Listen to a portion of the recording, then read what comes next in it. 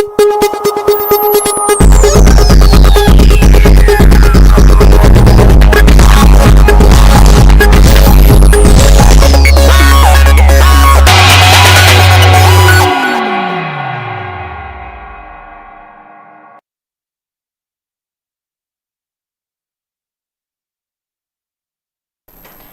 बुकरुमजरी north window TV की dialogue ता meeting ताबीरी बा पुनो पुत्राम नोक्चरी ngasi ge koi thamjari ba topic si Kanto Sabal gi Thoudok Central Forces Louthok-U haiba wahang on thamjare akoi gi laibak thi ba unfortunate incident hai tare akoi gi kainoda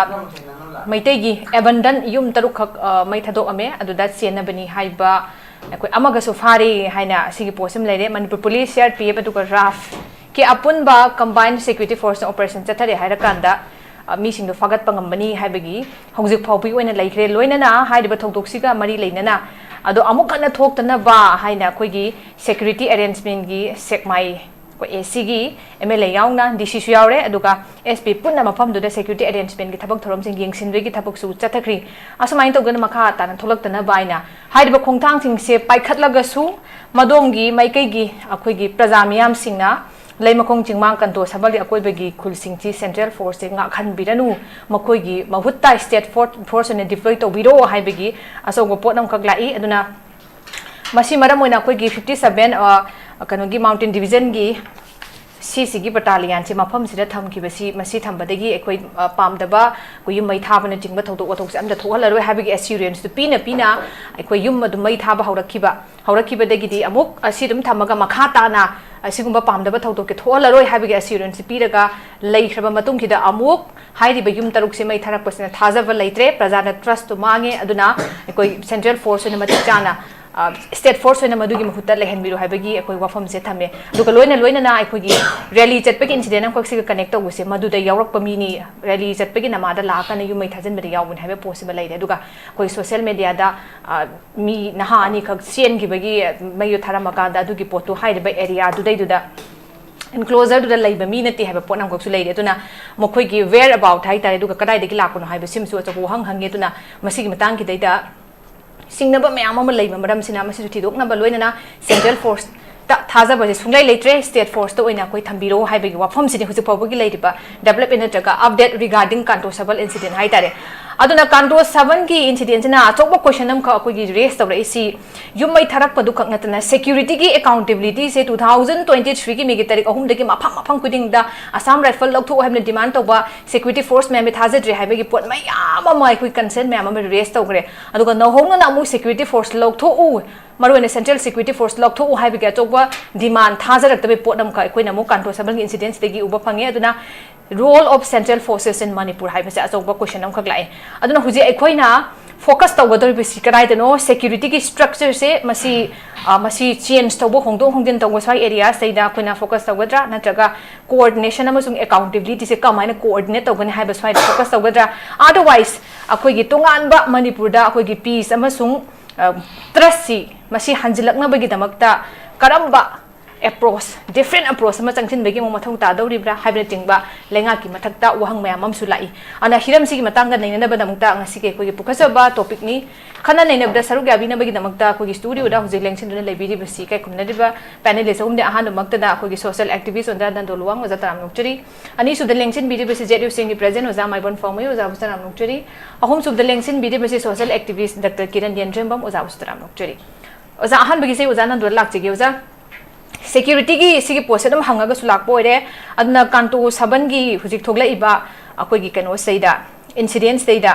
मसिदा चौबा security की Chowna failure लेहौबगी pot अमदि लैरे अदुना बुमियामना पेनद्रे अदुना मसिदै सिदैदा अखोइना करम हाइना येंगबा याई मसिगी मरु ओइबा factor हाइतारे Chowna हंदकसु अहोब अमा खगलु बोहलम खग Chowna लैखिबा मियामगी थाजबा साथीना मंगहलकबा हाइतारे अदुना Laiba demand से फोक लाए अदुदा हुजिक हुजिक लैरिबा कनो से security force की मागी role of security force in Manipur कमाइना ओजागी मोट हाइबिनिगे अखोइगी कांतो साबलदा इकुइ कुइदना अखोइगी कुकी की लम्हेन तुयन बखरना मई थारंबदो मदु मई तोंगाना मई मरी ख लोन थौरांग तौरगा मई थाब ओइरमोयबा अदुना कांतो साबल की थोकदो अना अखोइना ngasi नेनी से था अनि की अहुम की मतुंग ददी मीने ग्यान तारोयबा अदुना अखोइना कांतो साबल दा कुकी की लम्हेन तुयन बखरना अदुगुम्बा मैतेगी युम मै थारंबा मदुना मणिपुर याम साथीबा इरांग अमा थोल लंगबगी लंबी मा फाटपदुनेबा अखोइन हुजिक नैनरीसे मसी याम लाइना खनबा यारोय मसी की पोचे अखोइना मसी खनबा यारोय हाइसी इरांग सुम थोंना थोंनाबा सिनबा नतेबा सुमाई सुम सी यादे हाइबमा गवर्नमेंटना खंगनबम चंगेबा सुमाई तोबसे यादे मणिपुर पीस इनिशिएटिव मैम लौदना को अखोई स्वेसो क्याना अदगिदी इवन धर्म की लुचिंग क्याना बो यावदना अदगिदी अखोई पुन्नि हिमिनबा पांबा क्या यावदना गवर्नमेंट यावदना मैम तौरिंग मखिदा सी अमा तौर पाइसे सी मे अहुमदो जु तौरइदना से कोनगी मोगी इरांग तौरप हौरपइदना हौरपम नायगा मरबो जथरइने बरकदा हौरपदुगी इरांग कलिंग मथंग मै थाना भाइदुना अमनेबा अदुगी मोंगदी येंगादेबा अदुगी मनंग थानेगी मै थानेबा युम मंगा चाकिबा तारा चाकिबा कुन चाकिबा कुंथा चाकिबा अदुना अमनेबा सी अमा युम अमा मंगा तुखक चाकपा हाइबा यादेबा युम तरु हायनेबा मयाम मीडिया रिपोर्ट लेसे युम तरु खक मै चाकिबा वानतेबा पूरा मोय तौरीबा मोटिव बिहाइंड द एक्शन दुनेबा कोइना नै दोसे मदुगी मरुमदा लेरि इदु करिनो हाइबे मचिदा मै थावदी मयाम सावकनी इरांग थोलकनी इरांग थोलगदी कोई इरांग पांबा मणिपुर इरांग तहनबा पांबा कांबुजिंगदी मोयना पांबे थुंगी मिदना अदुगी पांदम मै थम्बनेबा त मै थारकनेबा अदु सिदैदा कोई स्टेट गवर्नमेंटना सुमाइना कुकी की लम्हेन तुयेन खरना मै थारिसिदा मखोई मरुमदा कना कना यावी कना कना इंजलग कमाई तवनो असी युम मै थाना बदो निमित क्यानि प्लान तवी मै थारा मीसिंग दु अदाई मीरा अतोप लमदे लापरा म्यांमार नि जंपरा गाना मी तु येगा थाव पारे सिलिबा कांबुजिंग दुना कना कनानो अदाई लोकल मेला अतोप मफमदे लाइरा म्यांमार मचारा गासी फजना यिंथोकतना खोतना चौंगे अमा चंगेबा युम मै थारमगा युम दु गवर्नमेंट मै साबा सारनी हाइगा सिदा कोइन हांगनिगदी मोगी लोकल एमएलए दुना कोई युम मै चाखराबा वाना ताबा मी मगी yum साबीबा हाइबा वखलोल तोंगा अदुगी वखलोल अदुदी coin फजेबको अदुदी तोंगा gas तगी Harappa मैदगा जाखिबा yum साबीबा अदि इसिंग जावगुंबा नत नोंगै नुसिदा तेखिबा युम साबीबो दागदी अदु ओनेबन एमएलए ना लोकलिबा फिरे मत गवर्नमेंट लो फिरे चुम्मेबा सिदी कुकी लमेन तुयेन मगांगुना करिगुंबा मोंगदे अटैक तवगा साथीना मिंगोंदा कोइ चैलेंज तवगा मैतै सिंगदा चैलेंज तवगा थागे भी युमनेबा अदुगी युम मै थाबा अदुगी युमदुदी एमएलए सिंगसिना सागदो नतेबा मदुदी मोगी लमेन तुयेन फारगा मोगी कलेक्टिव फाइन मोई खुंदुदी लौगेरा नत्रगा फारगा मोइना छानगदनेबा मदुने मयाना पामिदि नतदागरी माने युम मै थारंबा मोई सोंदा पुलिसना फागिबा मी खरसि मरा लेबा लेत्रिबा खंग्रिको फाबा हाइबदुना अमनेबा फाइबा मयामदु मयामना पामिबा अदु चाव साथीबा क्राइम अमा तौबगी फंगबम थोबा आइनगी मरान जिंगदु मोई फंगदोरबा फंगोइदोरा जी जो कोई खंग्रियबा कोइदि ममदि मदुगी एरिया दु याम चंगलुबा नते को पुलिस तजु हंगुदेको फाइबा मीसिंग जे खर लेगे मोइदि मरा लेरमद्रे अदु तौदे हम खादो खरदि सोंदे युमदु सागिरेगा समाना तव सुम इंगना बि फिम अमा लेरेबा अदुना युम मै थारंबगी मतांग दा होजिक लोसिनदग्रबा अकोइना होजिक खंगिसे नत्रगना करी करम बतांग कक्ता लेरिगेसे अदुनने अकोइनाजे युम मै थारेबा कांपुदु फारगा चैराक पिरगा नोगी मयाम तरो थाबनी हाइदना मोइ म्याबु सिंगनबनी खंगदे अमनि खंगदे तौरगा मोइना सानबदुनेबा नोइ म्याम खाइना सानबद मदुनेबा सोंदा सावबा खोइसावनाबा अदाई खुंजा सिंगदुना नत्रगा मैतै म्याम द नत्रगा येलोमी म्याम द खतंगजु थमोजि खतंग मिगी सावनिबा खदजु थेमनेबा मोइ म्याम फारगा अदुदगी अमु हेना तवा मोंग चमाना साले ये नत्र केनो तवे ये मोनि सिंगले हाइगा अदुबौदा खतंग मदुनसु पेलोय को पेनबदि लोइनामा खतंग पेरो सिदा एमएलए दुना साबिने हाइब्र कनोमसु हाइरिको गवर्नमेंट मोंदा सिनरेरा कइनो खंग्रेबका आइ आना कदबगी एमएलए ना बाबु जंगल का साबैनो हाइबा वांगिने कोइ लाइदि युम साबीबा दि साबियु एमएलए साबिबि याम फैको यामना कोइ गुड फेटा नोंलै नुसिना हुमदोकबगुमदा अदगिदि अखोइगी ज्वार हाबदनि गाइबगुमबा इसिंग जाव थुमगिबि तेखिबि युमजिंगदा एमएलए सिंगदो लमलमगिनि को हाइजे मणिपुर गिनि को साबिबगुनि फैबा सुमाइना कांगलुबा मने अटैक तो मै थादोखिबसे थादोकोइ मतांगि तांककदु करा यौरे हाइदि हुजी युम मिदा सानि गाइजे कइनो हुजी साबजु मिदु संग यादोदि नत्रियेबा तांकक अमा लेनगिदमने तांक अमा लेरकांदा मागी तंगदांबम खंगना तोबम चंगे मै गिदि प्रजा सिंगना पाममदुइसे वाखंददि मै थारिबा कांबुदिंदो मोइना सानबा पामंगनेबा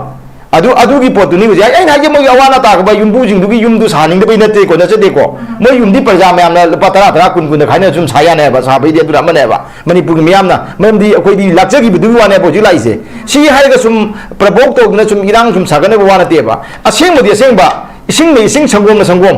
अमुबना मुबा अंगांबना अंगांबा अंगोबना अंगोबुदि हाइना जायबनेबा अमुबुदु अमुबा हाइबे यारवे अंगांबुदु अंगांबा हाइयावे अंगोबुदु अंगोबा हाइयारवे हाइनरगदि कमाइना हिमिनदु कोइ खुनाइसे अदुदना मै तांकक्सि कराइ यौरे मैतेगी युम मै थागिबदु थारिबा कुकी सिंग अदुना लाले हाइजरबरा खुदमनि नत्रगा करी हाइरगेबा मदु पोट मयामदने कोइ हाइजे अदुदा फारिबा कुकी सिंग मै थारमबगी फारेने हाइदो เฮ้มามั่งดูแม่ตัวเรียบอะดูที่ถูกดูที่เจนไปกูขี่กระพาได้ก็โคตรการมีโอคิมโนกยามเจนจังกับมันดูคนขังเดียบอะมุมมันก็สักขีบละโคตรขีบละอันนี้เอ็นไอเอ็นไปปุ๊บรู้ว่ามันไปปุ๊บก็แกยังนำมาปุ่นชีพาตกตาพวกยามยองเลยเก็บอะดูนะพอดีหักตั้งยี่คุยไม่ทานเมื่อกี้แม่คุยจ้องน้ำมันยามต้องหักเฉาพอนะแบบมีกระพาได้ไม่ดูไม่ทานเมื่อกี้มาดามตัวไม่เลยแต่ไม่เลยตีบละคุยนั่งยี่ดีคุยมันนี่ปุริรังทวนนะเมื่อกี้มันนี่ปุริกังลูกยาโจวอิรังอามุกหนาวนะทวนนะเมื่อกี้มาดามยุ่งไม่ทาปตุนิกงยุ่งไม่ทาไปสิมันนี่ปุริอามุกโจวกังลูกอิรังอามุกทวนนะว่ามาดูทับว่าเขาเลยเนี่ยบ่อะดูกี่มาดามจะไม่เลยแต่ไม่เลยตีบละดูกี่สาวเสร็จมาเฟรมตัวว่าตัววิดรีบละคุยไปจะคุยขังงำเดียบงำเดียคุยที่จันจารุดมีนะดูนะคุยไม่ยามนับปามิเสมันนี่ปุไม่ยามนับปามิเส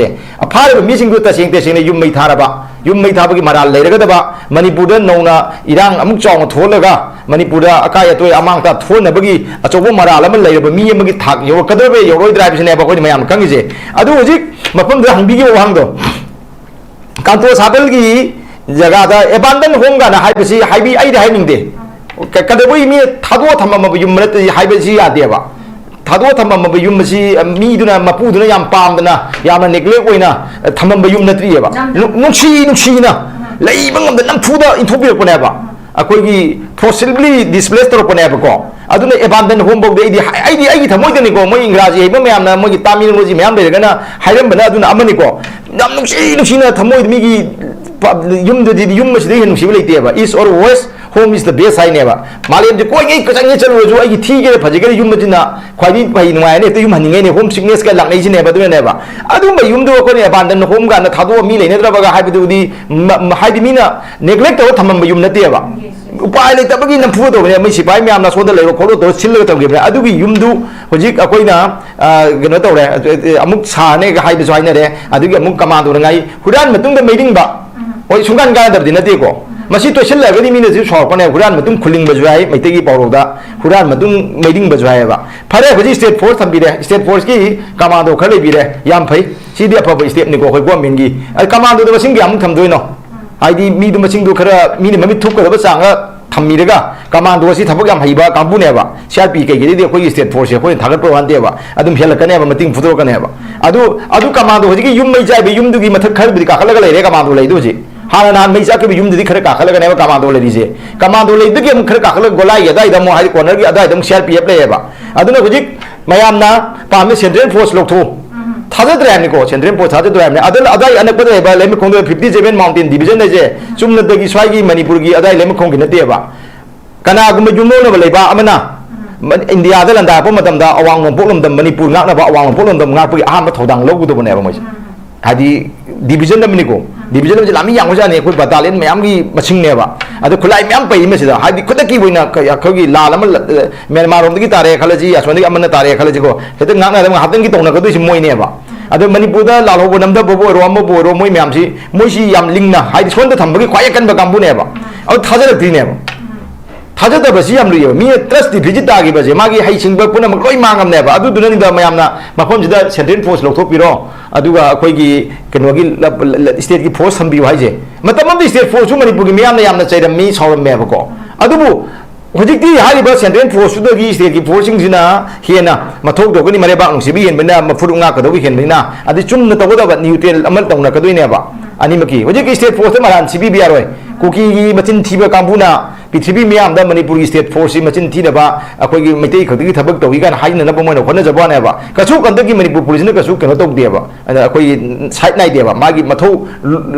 लुलदुगी मतुंग ने तौइनेबा सोंदसु मणिपुर पुलिस दा पाकी मैम चैबिरिमनेबा मोइसे मतिंग फुदुकते चिंग काखलगा लमेन तुहेनबा तानादे लमेन तुहेनबा इरांग थोन बामदा काखाइदि कोकेदि सौनरिमनेबा अदुदुना हुजिक लैजे अखोइना मैमना पामिसे आइना मैम अगसाइना ओपनिंग आइना वाफमदा हौदोकबदा हाइजगिबदो मई जाखिबि युमदुदी मणिपुर की मियामना मफमदुगी प्रजासिंगना मरुवैना येलो मीसिंगना पामिदी मई थारिबा कांबुदुंगदुना लाले हाइजबगा लोइना मोइना खाइनरगनि खंदे मफमदुगी कलेक्टिव फाइल लो खंदे मोइना सानबदुने मथौ दामि सुइदा अखोइ गवर्नमेंट साबिरेनि गा हाइगा मदुना चाखिबा मईदुगी अदि युमदुगी थमोइ मैम चाखिबा थमोइदुगी मौति मेकअप तौबदि एई मदुनदि मपुंग फारा युमदि हेना फजबा युमम सागिबजु याइको अदुगी समोइगी मैचाकदि मुथतपंग मोय अदुना मसी गवर्नमेंट मसुम मयाम की सोंद लेरिबा तंपाकलोम द लेरिबा अदिगिदी अदाई की खुंजासिंग येलोमी मयाम की सेंटिमेंट जे मदु खंगना थबक मखा ताम तौबि हाइ वाफम जा हम राउंड थमजगे ꯑꯩꯈꯣꯏꯒꯤ ꯍꯧꯖꯤꯛ ꯌꯨꯝ ꯊꯥꯈꯤꯕꯁꯤ ꯌꯨꯝ ꯃꯁꯤꯡ ꯃꯔꯤ ꯃꯉꯥ ꯇꯔꯨꯛ ꯊꯥꯔꯦ ꯍꯥꯏꯕꯗꯨ ꯅꯠꯇꯕ ꯑꯆꯧꯕ ꯏꯔꯥꯡ ꯑꯃ ꯊꯣꯛꯂꯛꯅꯕꯒꯤ ꯂꯝꯕꯤ ꯑꯃ ꯌꯥꯠꯄ ꯑꯗꯨꯒꯨꯝꯕ ꯑꯩꯈꯣꯏ ꯈꯣꯡꯊꯥꯡ ꯑꯃ ꯑꯣꯏꯅ ꯑꯩꯈꯣꯏꯅ ꯂꯧꯕ ꯌꯥꯕ ꯋꯥꯐꯝꯗꯨꯅꯤ ꯑꯗꯨꯒ ꯃꯁꯤꯗꯩꯁꯤꯗꯩꯗ ꯑꯩꯈꯣꯏꯒꯤ ꯆꯥꯎꯅ ꯃꯩꯇꯩ ꯐꯨꯔꯨꯞꯁꯤꯗ ꯑꯃꯨꯛ ꯆꯦꯂꯦꯟꯖ ꯇꯧꯕꯅꯤ ꯍꯥꯏꯅ ꯂꯧꯕꯁꯨ ꯌꯥꯏ ꯑꯗꯨꯒ ꯃꯁꯤ ꯂꯝꯍꯦꯟ ꯇꯨꯍꯦꯟꯕꯁꯤꯡꯁꯦ ꯃꯌꯥꯝꯅ ꯄꯥꯝꯗꯣꯏꯁꯦ मागी तौखिबा थबक्तुगी माना कमिट तौखिबा पोटुगी चपचाबा अखोइगी कनोसी पनिशमेंट जे पीरगा इवन अखोइना युम सानबे वाफम मुजाना पल्ली तमदु अखोइगी हुजिक हुजिक लैदिबा कंडीशन दिदो ओइथोक्तरा मक्सु कुकीना मु मैतेगी युम साबीबा इसे दु तौफम थोपो वफम दुनि पल्लीसे दुगा लोइना हुजिक गवर्नमेंट ना युम से मखोइगी दमक्ता मु कुकीना मै अमुक थाबा मखोइना मुक साबा अदुगी पोतुदी मयामगी थमोइ सेंसु पामामोइ हाइबा वफम से लैरे मरमदि कइनो हाइकांदा अदुगी पोतु करिमता तौखिबा पोतुगी अदुगी रेसिप्रोकेट तौदबिदा मोइदे केमता इन रिटर्न दा लाखहंद्रबा दु गवर्नमेंट अदुगी पोतो तौ तारगदी अदुगुंबा थबक कमिट तौरि मीसिंग दु हेना अखोइगी नवांग हनबेगी पोट अम ओइगद्राइबा वहंगदुसु हंगबा याइ मरम अदुना ओजा कनो लाक्तिगे ओजा मै बोंदम लाक्तिगे ओजा हाइरिबा नमदना फोर्स डिस्प्लेसमेंट हाइतारे अखोइगी कनोना ओजा नंदोनसु ताम तौबिखिबा मोइसे एबंडन हाइबा वाटिबा कोइसेना लिंगदेना नमफुदा मसा मसागी युमदु अखोइगी थादोरा चलहनख्रबा मयामसिंग अदुगा अमुकसु थाजब अनिरक निपीरिसे ममांगदा मै थाख्रा मतुंगदगी 57 माउंटेन डिवीजन सिना फजना ngaksiलनि तौहलरोय हाइना अमुकसु अमुक मैसे ngरang hanje muk thare adusu irang je khara nem aba mayamna तौरकनी हाइबगी थाजबदो खतंग लाइट ओने लौरक मतम सिदा खंगहौदन ओल ऑफ सडन थागिबनि हाइतारे मसिदै सिदा हनिंगिबसि सिक्युरिटी फोर्स की रोल से मसिदै सिदा लार्जर एजेंडा दो करिनो अदुगा लार्जर एजेंडा दो ngaknabay damte सिक्युरिटी फोर्स सिंगदम ब्लाइंडली मोइना येंगगा लैबसे मोइगी मथक्किदैदा अखोइगी गवर्नमेंट सु कैमता कनो पीबा अमुक लैते या दे अदुगा करिगिनो हाइबगी इंक्वायरी ने चिंगबा केम लैते अदुगा करंबा डिटेक्टिव की मखादा मसिगी पोस्टिंग से मकोइना उन तौदबनो मोइगी रोल मखोगी ngसाइगी कनोसी लार्जर एजेंडा से ओजादी कमाइन मसी वहन थोक से थंबिनी युजा सुबला मसी कोइगे जिगी कांतो सबंदा थोखिबा प्रॉब्लम हाइतारे मै थाबगी मसिदा सिक्युरिटी फोर्स सिंगे कम्बा मोइगी थौदांग कमाइन लौगे हाबा अखोइना सुम येंगबि याबा मदि हौजिक लेरिबा मणिपुर सिदा सही अहुम जंगसिलकपा सिदा मसिगी प्रॉब्लम से मिनिस्ट्री ऑफ होम अफेयर की मखादा पॉलिसी अमखक यावबगुमना तोई Madina ministry of home affair ना अखोइ मणिपुर सिदा लेरिबा कांगलुप की ओइरिबा तुआन कांगलुप की इरांग थोहलिबा पुनमक असि मोइ नॉलेज फजन लेबिनी अदुना मसि थोहलिबा प्रॉब्लम सि अखोइ मणिपुर प्रजा पुनमक ना खांगदबदि हाइरिबा नेमथबगी मुत्ता नेमथगदवे हागा हेक्ता सुम प्रॉब्लम से थोहनबा सि तौरि सि कनानो हाइबा मतमसिदा मसि सेंट्रल फोर्स यावदबा नतेबको मरमदि 2023 दगी ना हौजिक फाउ 2026 फाउ मनुंदा लास्ट दा होई मणिपुर संगसिल ए सिक्युरिटी फोर्स सिंसिन कोब्रा ना रोइबने ममांग सि याम लाखरे लाखिबो पुनमक असि कायदे सिजिनगेबा करम्बा फोर्स स्टेट फोर्स न सिजिनगदबदो स्टेट गवर्नमेंट न सिजिनगदबदो मदु संगसिल सेंट्रल फोर्स पुनमक सि स्टेट गवर्नमेंट सिन सिजिनबा ngamdaba मरमदी सेंट्रल फोर्स की पॉलिसी मखादा होम मिनिस्ट्री मखादा कइनोम तौरे हाबदो एखोइ यिंग याय हौजिक सिगी कांतो सबंदा नामुक मियुम मंगा टुक मै थाबा निमित यिंगो मोइ यावदे हारगदी मोइ यावदे मखोइ की पॉलिसी यावदे अदुगा मखोइना कंथोप लेते हाइबा तारगदी कइगिदमक्ता मदु मै थारे हना दापमदा मै से एखोइ कन्नबगिदमक्ता प्रजा म्याम संगसिलपम तमदा कइगिदमक्ता गाड़ी ना थिंगनगा चंगहनद्रिबनो मै चापुदो मखोइ यावरगा सिक्युरिटी फोर्स यावरगा अदु कन्न प्रजागा पुन्ना लागा कन्ब तागदी मोइ यामना इनोसेंट ने लौबे याइबको अदुबु मदु कन्नब चंगप फाउ थिंगबनिना दे थारिबगी मिसंग चटली हाबसे कइ कमा अखोइ प्रजा म्याम लौ उयाबा अमा लेयबको मरमदि मुटलकांदा मै पुरा थादोरकांदा मोइ संसिमबदुनदि यादेबा अदुनने अखोइगी सेंट्रल फोर्स सिंसिना हजिक लेरिबा कुकी की demand state separate admission demand सिदा सुम तपना सुम सपोर्ट तौरपगुमना उबा मसी इरांग थोहनदबा तारगदी कुकीगा नागागा कुकीगा मैतैगा मसी कन्फ्लिक्ट लेतरदी मखोइगी separate admission government of India ना पिनिंगलिबा खतंगदसु मोइगी मोइना निजिबदुदा सोल्यूशन पोर्टनबगी तौनिंबा कयादो पीस लागदी मदु तौबि यारोइदबा मरम अदुना मरम मोइना मरम दु थीनबगी नोता सुम maram si mo ni pi ko security peace lakna ba ano security force in kai gi damakta si akhoi manipur praja gi damakta kanna gi damakta Ministry of Home Affairs na battalion sup thara kare hari ba punmak se manipur praja kanna banate ba foreign de sangali ba hojiki brahmari sangali ba terrorist myam se illegal oina sang praja terrorist myam se bu kanna bagi damakta thamba chap manai ba maram di hai ba si sing siga moiga brahmaga le ba terrorist sing changa pusiga India government security force nauna manipur da pusila ke battalion siga kamai moi relationship lai gida bano so lai thok te ba adubu lai hali sidi Ministry of Home Affairs makha digi moina aya ba makak lai bagi mukta relationship lai bine ba natra di kamai na koi Central Force CRP myam BSF myam Cobra myam chancel riba punmak si kamai na kuki ga relationship lai gida bano ba lai hali si kana na ba state government ra or central government ra hasigi amakak lai ba aduna masi punmak thori ba punmak mai thari ba punmak tori ba punmak asi awa ba pidi ba punmak asi ekoi manipur sida ingna tapna lai ba pamda ba aduga yaraga di tunga lai rasnu hoji government of India nam asi aina hari bamban di hoji nahui amasu kukisu nagasu kukisu metaisu tori ba conflict thori punmak se no punna state makata limina kada banina no asi to amaga sumaina tobusi yaroi athu mutan da masi sursa lakda banina wahi amuk hairama matamda aduga hauji leiriba sen manipur da sinariba ayambasi di jiki army singsi di central force singsi di jiki leimkongi center ne baka adu leiriba GOC da ka Home Ministry makada leba aduna hairapko matamda madu power exercise to matamda supleng lem ngomba aduna masi leng haliba punamak sin solution lakna bagi peace lakna bagi haibajani maduda koina yengya fisi masi thajil lakliba security force punamak ase state government gi makada law order control gi makha tawba makada leigedabane ba aduda state government na hojik pau central force sing busijin na bangam driba asi kaigino haibam tamda ai khoi hojik state honorable simcha lei haiwani bako cabinet ministry khar lei haiwani adubu madu makhoina sinda mangamdre aduga hojiki security advisor gi makhada loi control to le bako security advisor lei phau sidi akhoi gi state government na army sing busin na gane si ai othok ten lo he bako adubu state forcing phau so state government sina sinin na bangamdo bisi kai gino ba state forcing phau adugadi maduna tapadi hojik leiriba Kanto Sabal da nan thoki ba problem ji mai thaba khopa punamak tawriba punamak sida ekhoi gi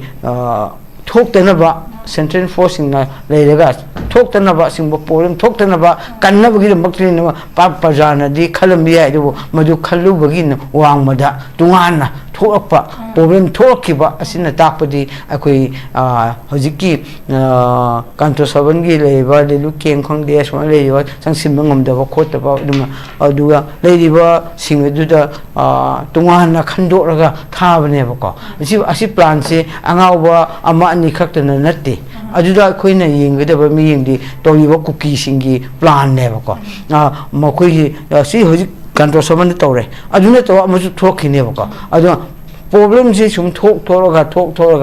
thoina hojiki aduga thangnabada hojiki leirombe faida mi to halisisu moi plan ma yawbagi ne ba ko plan du yawbagi madu su matang step by step loksel apni adu matamda asiguma punamak si state government na masi kuki singda kamhaina koi yenglaga deal tawsige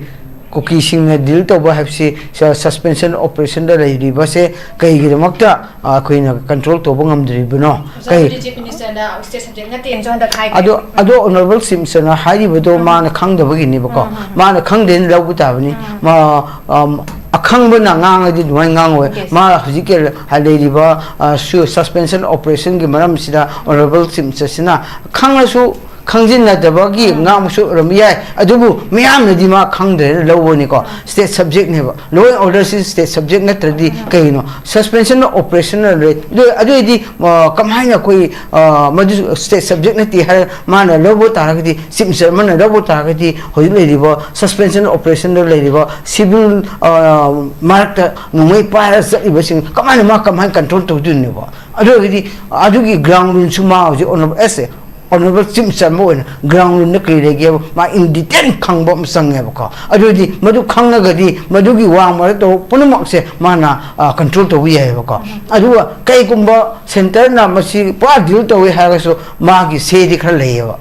no we na smain to ri bisina sigi to ri ba suspension operational le bisina law order problem create to re problem masi law order ja kanagi problem la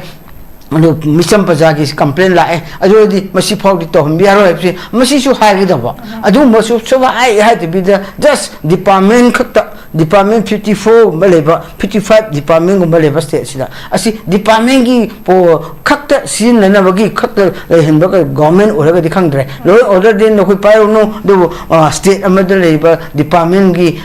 se sang mi lo kana gi mi hap to hap sing gi transfer to sing khaki oine no yengu ko ate no haina piba honorable chief minister already khangdre adubu pulmo asi honorable chief minister makha da law order to tawudabani aduna masi Kanto Sabal gida jiki state forcing lehinba si chumi ado state forcing leibase commando khakna natna pra battalion amak mafo leibi apni masi strategy point amasu oiba aduna masi siga aduga masi sida he thamba matam sida state forcing leibam state force thamba si koki bo hatna beneteba koki bu mai kam na beneteba adu lam hen to hem du control to no beneba ko adu misam da attack to no bu protection gi damakta masi policy maka government thamba di chumme adu state forcing lo tho hai su moka ki moisu chalo ya da su hojik leiba leishno central force the state force le minaro adwain to bom tom khakda adu area do problem sok oini na hamram okay sir security force do central security force ko lok thoi hairaga su hena effectively mafam do koi salaina bai damta central state force thambiro haiba mafam su leire aduga government of Manipur na masida kaimta tawba ngamdabasina mayek sengna takpadi hairiba central forcing si kainoma tawre which means Ministry of Home Affairs ki directive amagi makhada makoi kariguma ma pangthokle haibasigi wafam dusni laise aduga amaromda separate administration ki demand si support tawbo in a peace laktena bai damakta akogi series of irang ji mathang lakna bai damakta adugumba silak pakhut amala haibasu leire aduga security forcing kina Manipur da thara ibasigi maram je hai tare ta seng harakana ngak sen na bai praja mayam si ngak sen na ba kan na ba nattabagi mawong da leidi ba ko gi terrorist ge sagat na bai damakta adugumba lam militant sing do karamba makoi ga connection leba fum ju thame aduga loina lailon ba fai gi mioi akoi gi pha ki ba hat ki bai Thoudok tu ga su masi siga mari leina pa gi pot amsu le hebe ingit su thambi re jana du mathang series of kano se thoklak na ba silak padu ma posak tuni haiba thambi re an oza ki randam lak chening bise oza aikoi gi Kanto Sabal gi thokri ba masigi incident sigi karamba ozagi onadi mot se magi masi thohan bagi specific factors je kaine na lawi bayai aduga masi sigi daitasi who should be held accountable like kamain thambi ni oza who should be held accountable to the gan house again masi the responsibility of the government ne ko masi praja sing inate aduga central forces sing and state forces sing de koina sai koi marup nan doniam pajan hai grebo ko state forces sing se mathau tau dab nate mathau tau no hona ba tawbu ngamanda ba kari na ngamanda ba no kana na ngamandri no kai dawai ngamandri no habi ja chawu question amane makoina handaki irang manung se state forces sing na kari thabuk tau ki habi je koina media da khana bagi thoina kana de village volunteers mayam tholoke ba sing duga managan ngana raga no mai kamna ba yoro moi haninga lete ngasi koina tana ra farak po mayam tolba mayam sing si marum khra leram gani adu koina madu nungai taba mayam moi mai bel sing koina so dum protest toi ko masi tobum thokte kuki sing na phone na sing da nungai pai chala father kari gi valley da kari gi phab no abse e khoi jo hairim ne adu policing da matak da nungai to fauri ne adu madu gi maram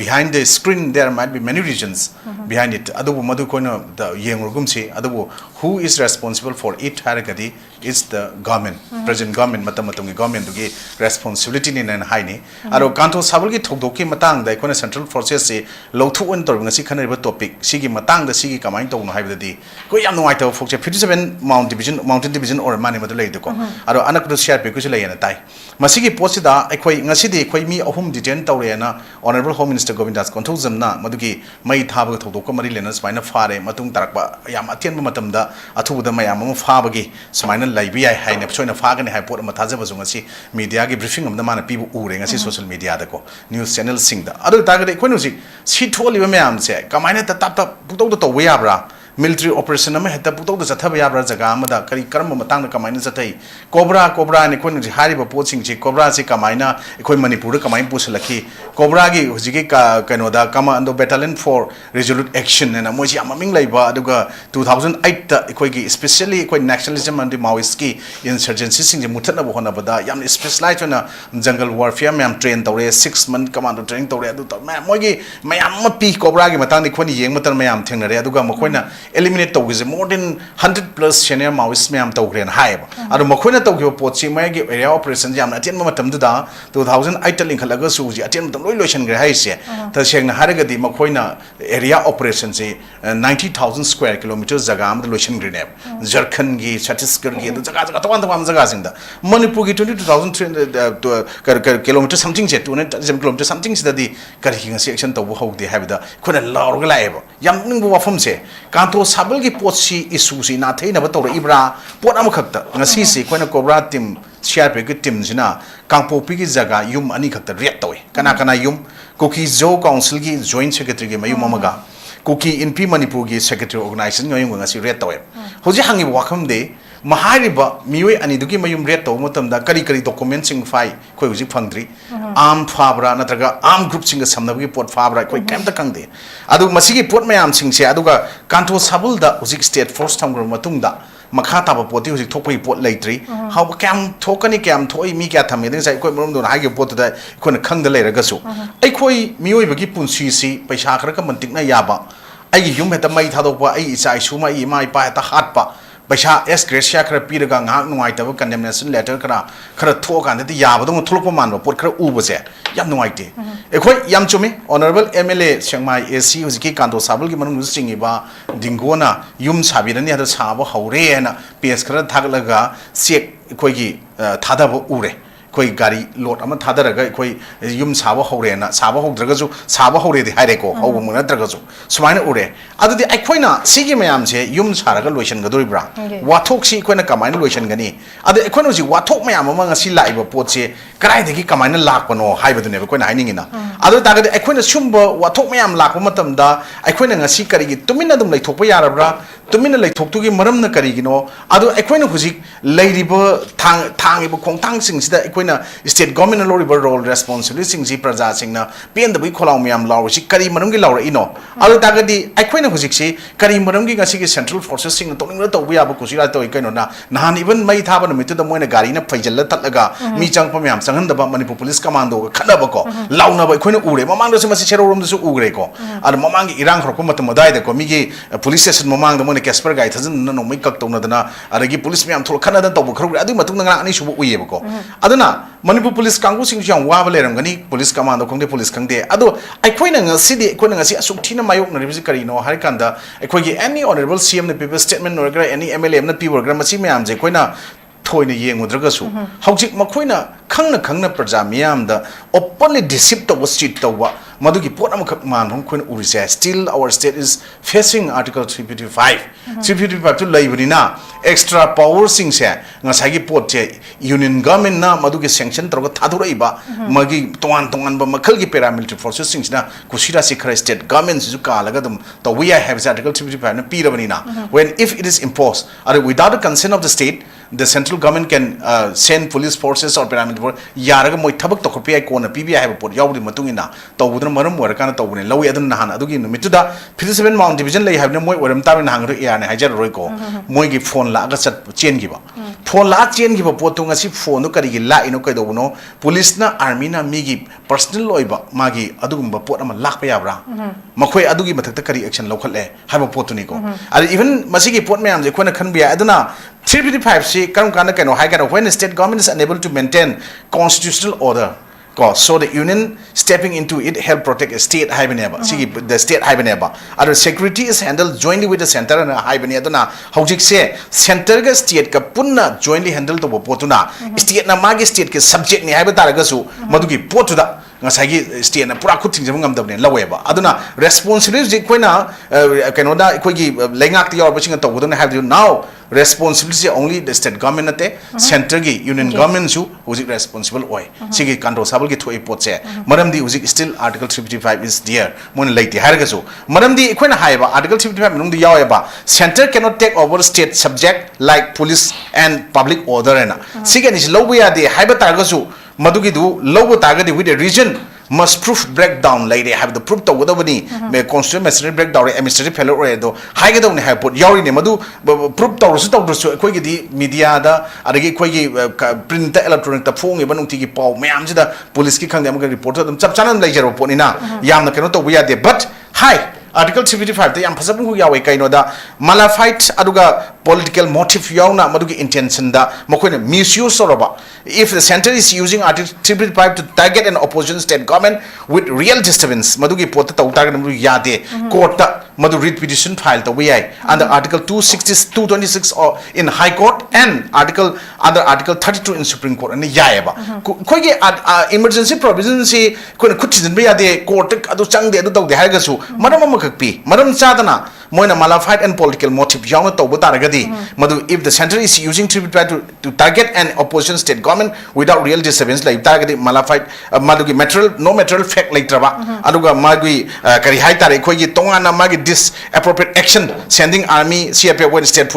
police na handle to ba ngam tara ju ngam thajal koi pot like targadi challenge to we have the lay ko but ngam drabani na masi challenge to wa ya da pot mo oibane na di lawi anu simba pot sida khoi na ngasi di yam nuai to pot se sini adu sigi pot mayam sing se ai khoi na hujikti praja sing na adum ngasai gi huran matung maring wa na khoi kano na hai jam chumme ko adu ai khoi di seng sap chana du gi mathakta achak pa maisti ta sengna kuina adu phina utna waina kupka thambya rum chakhalakani ha pot na ba chakhalai po ne kaino da Kanto Sabal gi Thoudok se valley gi area se da khoi gi 10% father 7% bo faram moi ko pulap khaido ga di khoi valley gi jaga leminari se lai ba se peaceful oi ba yamna nungsi chana ba pot se halak pa ya ba gi film am da ur e hai ba da ta sengna masu gi posi thugai ba pam ba hai ba tare ko kangbu kharana madu gi posi ta sengna masi thugai na bo honarak pada to bo amane na idi log da ngamoi maram di kaino da masi thugai raga di madu kana no kanari se hai ba pot se question am ga lai ba irang sida irang lalon ba irang karwa to ba mi yorobra hai ba question ni ko ina haning se ngasai ko na mi ani khaki yum rate to ba kem phang da bo madai da ina haning se peace for ke hai ba taraga di ko na law ko lejer mi ba lamdam ji ki chanari ba law constitution provider masi gi se yam ningthina masi gi law si ma khang ba law se chana na hona ba ko aruga hai ba di ko na restore law and order hai ba ne ba ko ada law duga plus dialogue plus development aduga ngasai healing together hai pot se da kari yawe hai kanda remove the fuel and ko na hai se thaw jen ba sing se masi topi hai ba ne hai di oi da pa da ngang ja ba remote san dok pa mayam sing le pa ma tau tai aduga dialogue and justice se masi phangna bi da kai no da ekhoi ha na yamna kupna ta ba ma thok tai listen to bo se ko ta ba ma thok tai aduga yamna kari hai tare clearly act to bo da ka le aduga madu gi pot da ekhoi na open communication adu madu da ka le aduga dialogue and reconciliations da ngasai gi address root cause de khoi lo khangna mi to su yare kai de horok pono is di ngasai gi asom narco terrorist so called illegal immigrants drug mafia cartel adu koina cookie gi umbrella to people kangu duna mogi na cookie gi maikhum du gi marumda tawan community fruit me am su konjal laga to pot am khak yauri dana ko sida koi civil society organizing gi me am amana koi tasengna khanara kan de koi gi fruit tu gi umbrella tu gi manung da tuppaga leiba haib tare ko kangu sing thola kan de koi sida imphal area da khong netfam tabam lengba yaba gi pot khara usik lakhi dana ko sumaina si mari lakta de koi open communication adagi koina ngasai gi madu development amane ba peace por ko madu pam da ba kangu duna madu gi potu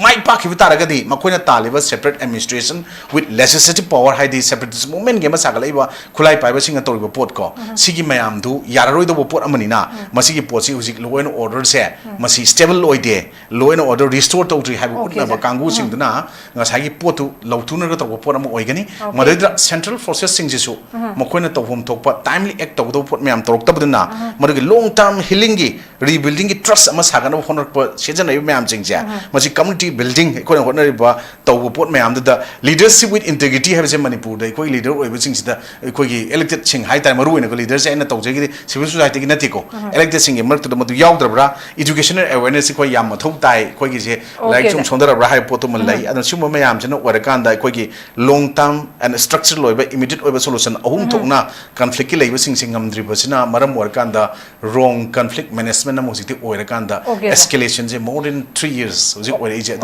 adana who is responsible for it as anchor am hum bido it is the responsibility of the present government I did mind thumse okay sir akhoi wrong conflict management ya fazaba jan tamam puthoe si dimension tongan ba dimension me ama hujik la irang si mayon je aham da meti kuki na horoki bani hujik karma mayon la se koi loina ure aduna masi se kari gidam ka thon bano haiba dugi post wazana mayam thambi kre hena kumane na bai ani su round mu lakjege ana hujik se hujik kangpopi ki thodok su panbi ki wazana masina mu na thaina ba akoi manipur tholak pa state ki irang sing ki ama tholaga ama thoksilak pa ki na thaina ba hona hona mo si akoi adum question jo hangaga la esi wo pose adum parallel oina tu na dum chatmin na be pose ko na dum ui hai tare aduna hujik si sidai la iba wahang si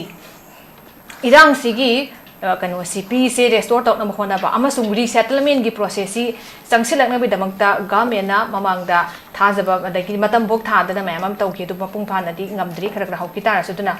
sigi sairak saida sigumba threaten lakpa masidai sida akoina resettlement gi policy kamaina masi sustain to hanbang ngamgadri sida karamaina security force aduga khoi gi government of manipur state langang masi kamaina support to rakadori masi gi thajaba sima hanjala kana kamaina gi adori na choba watho onko lei aduna sigumba khongthang sing de paikhalak ta na bai damakta paikhalak pada hindrance oina bottleneck oina bai damakta irang je dum hawhal la kanda pi se purak na ba thambrai perform du lei aduna sumai sum tawlei ta resettlement gi sustainable resettlement gi support ji de koi government ju pi banga moi dori aduga ya su ya ro dori hai tare ba chok bu hangam lai ojana dur lak sening bisu ja sigi marak saida akoina displaced family sing lai diba sing sigi resettlement da moida chokwa changchin na ba honarak mandam da lengang na pai khalak pada bottleneck ama oidoni masida karamba interim measures sing against all this ngasai gi unwanted incident hai tare sigi mayok ta karamba interim measures sing huji lokhalakani habegi wahang du chang lai hai tare kari no ga mena sik ta phom thok tawgat lai se masada political mileage longna bai problem lai ba hujik lakado bai election gi wakhan tha dei moi IDP sing na mayum da hanjan ba moi thoidona khandre moi IDP sing du moi gi keno sing da mafam chan chan na moi paisa pi thamgre na moi na khanjare ba adu mi IDP sing thamoi ki am soi ai sine represent tawraga lari basi ai gi miyam jigi dam tani miyam mapi tare ba miyam chapum thapum khang da ba miyam na jigi laik tampham khang da ba paisa thopam supam napum khang da lari ba thamoi soi ba miyam ji kamai kon gdage ai ne matam khara politics tawringai ai ne khara matam khara ai gi MLA gi phaba ga phamingai mantri gi phaba ga phamingi chi mi se phaba phamingi si da tawmaga ai gi mingchak urong khilangi habi khandre ba bot mathang ju kana ba lakado election da koi mi kamai kani kamai tawni haibagi post loi chatnare ba ji loi na mani ko politics to bi miyam je ayam bana akoi gi sonda national party sing da masi ayam ba dawe regional party sing da du ka yaw de ba ko mapung wa national party sing da ayam ba dawe ba hojik da joi chung khali mi dukan bamba ga je hojik da ne national party sing gi lengyan ga fake ka yun ba madu khoi chit dong wali post sida ne ba yaw je ga tok je ga am tawani ko khal ga swai loi chakre aswan kap pi ba na ai haje ga hawo ba dai do Kanto Sabal da kuki lamhen tuin ba kharna maitei jing yum mai tharam bagi tangk do kra yo rage ba yum sane ai ga lo chenna ra adaga phare ba thaw nan phare ba kambu du thaw buru chen ba kambu du yaw ba yaw dri bra ade awoina na phara bra awoina na mala lei do ra ba mi jing do ngak tang gi saw ba swai do so to ba thok do adu phare ada phare ye kano da trong lo bi da mamam cha tumi da nga ni ka pa ma si ju yu ge ne gi mi ohum phare ye na ha ga ngatang to ma ga nonga la ga mu ka tom de hai gum ba ko adum bagi pot chap cha ba kano na tri khoti hai gum ba tum do chum ching do ya na phare ba mi jing jin ka ya ya ma la le re phare bi jing mu ga thaw pu chen ba ma ya no uri ba ya phani ngi ba ma ya na phani ngam bu di yaw ra bra madu ka ya wa ta na du re akoi di khang je de ko hai bi police ki ma ke di home ma ke di si si nan thaw pu chat ba ni ji phare khole adu maming kawi ada kawi ga hai bi si akoi khang dre ta thau pu si le ba ni Myanmar ma sa ko ma de pha ba ji lu dui ne ba hai bi pha lu ga wa tho ne khang ta na ko irang ji hor pon ma tam da aso pan mayam ma Myanmar ma sa mayam ya ba du cha bu district hospital da ne hu ji te record pha ka na je ba ek irang ji me ohum lising ni kulum de di hor pon ma tam da lam da sok pa mayam tu cha bu district hospital da yeng ma mayam do mo ne mangal ma di ya ko mangal ma di khang de ba da tu cha Myanmar ma sa ka yaw ge ngo ba sumana le ga mi du kana ka no khangam de ko mai tei gi yum Kanto Sabal gi mai tei sing du gi yum si le ma kong area da mai tharam mi ba mai churam ba bam dei ni ko mai churam ba ไม่จุดนั้นเหมือนกันนะก็กุกีตุกีลำเห็นตุเห็นแบบกัมพูดูเนี่ยบ่ไม่จะหันเหมือนกันนะอาร์มีก็เซ็นทรัลซิคิวริตี้โฟร์สได้เลยไม่อันนั้นจะหันไปเนี่ยบ่กะดีกีพอจะกีกุกีลำเห็นตุเห็นแบบกัมพูสิ่งนั้นตกจะมันเนี่ยทับตกแบบกัมพูมาดูกี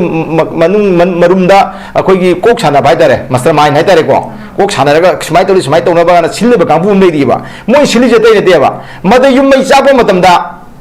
ไม่เตะสิ่งสินะหานะคุไลรู้ได้เลยมันก็คุไลผู้เสียงขลังนี่มาดูแต่อาร์มีกับเนี่ยสิจะกันนี่เสียนด้วยนี่ก็อันนี้อีมาอีเป็นทองน้าเพราะว่าไม่เกี่ยอันนี้ไม่รับไปบีเกี่ยนี่ปีเกี่ยช่องนึงด้วยคนช่องเนาะมีอ่ะดูมาฟรุกิมีด้วยนี่ไม่ยุ่งไม่ทาร์ไม่ช่องนึงไม่ตามนี่นะจุ่มใจนะช่องไม่อันนั้นละนี่อาร์มีก็เซ็นทรัลซิคิวริตี้ก็พุ่งเนี่ยมุ่งเนี่ยนี่อันนี้ทีอาร์แก๊สกับนี่เลเบอร์บุลเลสกับนี่นั่นก็อาเซียนบุลเลตบุลเลตกับก็ไม่เตะขึ้นสิจะนี่อันนี้ดีมันไปยุ่งจะไม่ทัดปะไม่เตะขึ้นเสียนบ้าหายไปดูกี่พลานดูยามพัฒนายาวก็ตัวปวดอะไรบ้าอันนี้แต่ก็ดีคุยหน่อยสิหายใจหินสินเด้มาใช่แต่สันติหลังนะบอกนะบ้าหายใจอิงตับพิมพ์หลังก็ได้หลักไปเป็นเสียมดูกี่มากี่ feeling มากี่ charism จังเงี้ยอันนี้ก็มากี่มาทิ้งปังเงี้ย MLA แม่ม minister แม่มเจ้มาสิกี่ทองนะมาสิเนี่ยสุโขประเทศนั้นมาเสียมเดบิชแล้วก็คุยสมัยตัวสิก็ให้เนี่ยผมจังเงี้ยบ้าคุยงหักตั้งอยู่เนี่ย temporary arrangement ให้เป็นก็ long term solution พวกนั้นเป็น arrangement นะบ้าให้ถึงหักตั้งกี่itu koi kena tahu bah koi liang betin betul juga dah koi ni hybrid koi hitam kap tu, menung tu liang ti menung di Louthok-U wadi yok dah bah, ada mana ngakang kita kena di berah, awal ni tu tu commando kerana state force kerana kau jadi ngarang iu meja pun tu di kerana hai kerana thamai yang pele bah, madai dah koi ki state force tu khayam thamaga, kau jadi yum tu namdra sahalaga hai tadi kau namdra sahal bam sang bah, masih cuma ni saya memang hai je gitu. Sumnagi yum mama mai hana mai thane gi myam di thari kanglu tu sana ga dra ban adu ta ko tu chidi wang di sana ro ba adi sidi pura ingdana ba bom ne ba pura kiro nga thamba ba ne ba ai gi beng de le ba sa ji mang gi ta di beng gi otho di singdong ma tro hai ba yum ji sindre se ko di post na nga ga mogi miyeng maka da mogi surveillance maka da mogi supervision maka da loi lei ra ba podam ne ba natro adu tadi mana government singba hai duga amal lega adamu ai ane government ko ki singa to honga da dai ta do penalty ko bi du ai ba collective fine gal lei bane khundum lo na dandi pi ba ai da su ya bane ba collective fine ga do ga pi ga do bone ba adu ki podu do adu ma phom da central security forcing di Louthok-U da re nga pa ngam de Louthok da matro ya da di sinto pa ta tra ba ngam de nga awan tham nga am dre ba ngam tu ngam tu ngam tu ngam terapa ngam tu di state force ngam state force aja di Meite yauri naga yauri koki yauri loi yauri ne pangan yauri ne ba kalau payam yauri ne ba amma kata Meite kerja naga kerja di state force aja aku Meite thamai berarti ada macam tu naga thamai berarti naga police thamai berarti Meite police thamai berarti state force thamai dah benar ba state force lagi jadi macam tu dah mayam tu loi khongjalan biar yum char ga ju khongjalan bagi plan tu yauk di char tu amuksu matam tanja char tu mung teruk kan baไม่ทาร์กันเนี่ยมันอีร่างทวนว่าปามเนี่ยบ่อีร่างทวนว่าปามแบบกัมพูชิงที่อีร่างทวนเลยก็ที่ชี้ยงนะมาใครพังนะปอกคุมปีเลยจางยงนะมวยตัวที่กี่มวยมาดามตุกี้มาตุ้งกินนะดันดีปีเลยเจ้าปีเลยให้ไปดูขังเลยก็กี่ตัวอากีไปเลยเตี้ยบ่อากีไปเลยเตี้ยสิ่งเดอันเดอร์การยาวบ่ได้พานี่ปุ่นเนี่ยไปอากีไปเลยเตี้ยหุ่นอันจิตที่ตัวบ่ได้อากีไปเลยเตี้ยก็อันนี้ก็ดีมีฮัตบ่ได้คุยเจ้าสิ่งไอ้พังเนี่ยไปอากีไปเลยเตี้ยงั้นนี่ไงโซเชียลมีเดียทักกันนี่บอกว่าทักกันคุยพานี่ปุ่นเนี่ยไปอากีไปเลยเตี้ยกับนั่นนั่นตัวมันนี่ผู้เสกาเนี่ยก็น้องเราทำมาดูกี่มาอยู่แต่กันงานบ่ได้อากีไปเลยเตี้ยเจริญตัวว่ากัมเมนเดอร์ยามกันมาวางงานบ่เด็กที่สังวิธานเนี่ยยาตัววางงานบ่ได้มาอากีบัมตะเลยเตี้ยบ่อะดูก็ไม่ยามตัวเนี่ยมาคนนู้นสิให้ดีคนน่ะให้เจสเตทกอร์เมนต์กี่จิมินิสเตอร์ใช่ไหมมาลิตโตเวียมเนี่ยมากี่มาตั้งมาทั่วมินะมองว่าจะขนาดไหนกันนี่ขนาดนั้นจิมินิสเตอร์วัยให้เดออะดูเนี่ยวัยเนี่ยมาตั้งมามิ่งขนาดปลักกันนี่มากี่มาตั้งแต่ขนาดงานนี่การิมบ้าปาร์ตี้เนี่ยไปมวยปาร์ตี้ดูมาตั้งไงนี่อะดูเนี่ยให้บัมผมดูสเตทโฟร์สุประจามีอันปามาชิงทำบีโร่ทำบีโร่ก็ประจามีอันของเจริญบีโร่อะเต้ลำจูมาพ้นจูของเจริญบึ้งงำผมช่วยงำเดี๋ยวไม่เริ่มจูปีตายเลยนะงำมวยให้ก็กระดิ่งงำมวยเดียวนะสเตทโฟร์สเลยแต่ว่างำดีละอาร์มีมาชิงว่าไปเซนเทนเซกูดีโฟร์สมาชิงว่าไปงำดีละนั่นแต่ก็มวยเดียวกี่กูกี่โจ้จิงกี่หลักหัวจิงเห็นกันไม่ได้งำดีละมาดามชุบีปีเดนะสมกูกี่ลิลิปเกมจะทำเลยสิวลิลิปเกมไม่เป็นสิ่งที่กันวันนี้มาทำขรกี้เต็มกูช็อตไทม์สตีอินกันวันนี้บ่มาพบมาเนี่ยมาทำขรกี้กูเลยก็ได้ไปแต่กูกี่สิ่งเจ้าผมโทกะงาตั้งกี่เนี่ยมีครั้งนี้ที่ท่าขรกี้เลยพี่วันนี้บ่แต่กี่ดีกันว่ากี่อาร์ตคุยคุณมาทกกันนะใครคุณมาแกรามิตี้มันเนี่ยเรื่องแกรามิตี้มันทกกันแต่เลยก็ต้องลิลิปเกมตัวนั้นปาร์มันเนี่ยหน่วยขลังก็ที่ขมายตกตัวไหนบ้างด่าใช่ยี่ห้อพิธีกี่มาผมลิลิปเกมเนี่ยสมัยทำกันนายกเก็บบ่ขนาดเส้นเนี่ยประตูอีกขนาดเส้นเนี่ยประตูได้ไม่มากี่โมหันจันเนี่ยแต่นั่นก็แต่ชันตีจุดเลยได้เลยยุ่งหันจันไปที่ยาแต่บ่ชันตีได้เลยได้บ่ก็ ko adu di kamai to no kamai to hai di yasanare na to ingre nare santi la hai di santi la pudi yasanare yum man na bi yar kan de lepko dong dra ba sumane go mena maru mong khang da bi mom leise akoi hai di cm na magi thongna mai feeling gi maka poli ade lebi state force ku ya sum do khang di kun ko tha ka tham de maming de gi wena state force lai di ba makhum de duty da le state force chu ahing tum da nung din tum da wa duty to moi ma chen kha du na sum to ga di mi su wa ni mi yo bne lu tong sa ba kyang ne makhum de duty to state force ju thabuk tu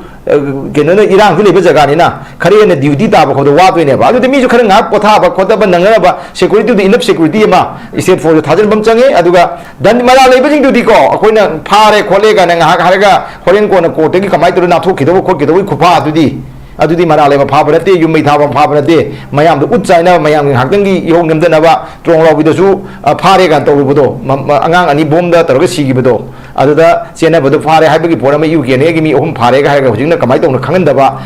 lebi film do aduh ki kupa aduh ki kutu di khang de mayam no ji pa me thau pa ka chen ba ni hum do phara ba pha de ba pha ba de yam de madu di yahon ni nge khar su bhabi mo khak de na ba mayam ju chen ri ba kari gi pandam da to na hai ba do madu chap chana khang ga moi na sum ba agent dang ga na manipur da mari irang thon bani mi hana suna pa bani yum mai thai ka da mai te mayam amuk security ga muna ga security mai te mayam si da ba to holam bani ga ha do khang ga madu ba lok thop ma thok dai mai di matung tok dana ba natragadi jum ai makata na sum amada natraga amada formula hong dana manipur da ing da pa pebam thugai na ba honor kani adu asi hai ba wapum jai mai thamjag okay sir yam san thambi da nu se apoi ozana so hang mai tha gi bigi tak tu kadai dong khre yum sani hai raga du da loisin da duira ha pot ni maru do hana koi phajana adai da clarity im lei mathau tai clarity se leita ba mayam lei ba maram sina isu kanu de khoi gi complexities of the issue se mayam ko witness uring asi uri different issue mayam thola ko matam da aduna namsil tham ge posi garoi ani state force tham dore en pham du da in coordinate with central force kam tham doi no ago just for khoi gi maming gi oina tham dori bra mat effectively oina tham badi mathau ta bani aduna kramai cha thar ka doi no ha ba chauba wahang su leiri maram aduna oza mai bondam lak chaning chuza despite the presence of heavy security central security forces in manipur da mayam leire leita raga su ngasi chugum ba pam da thodok thokla pokhuding ge akoina khangbasi security gi labs leire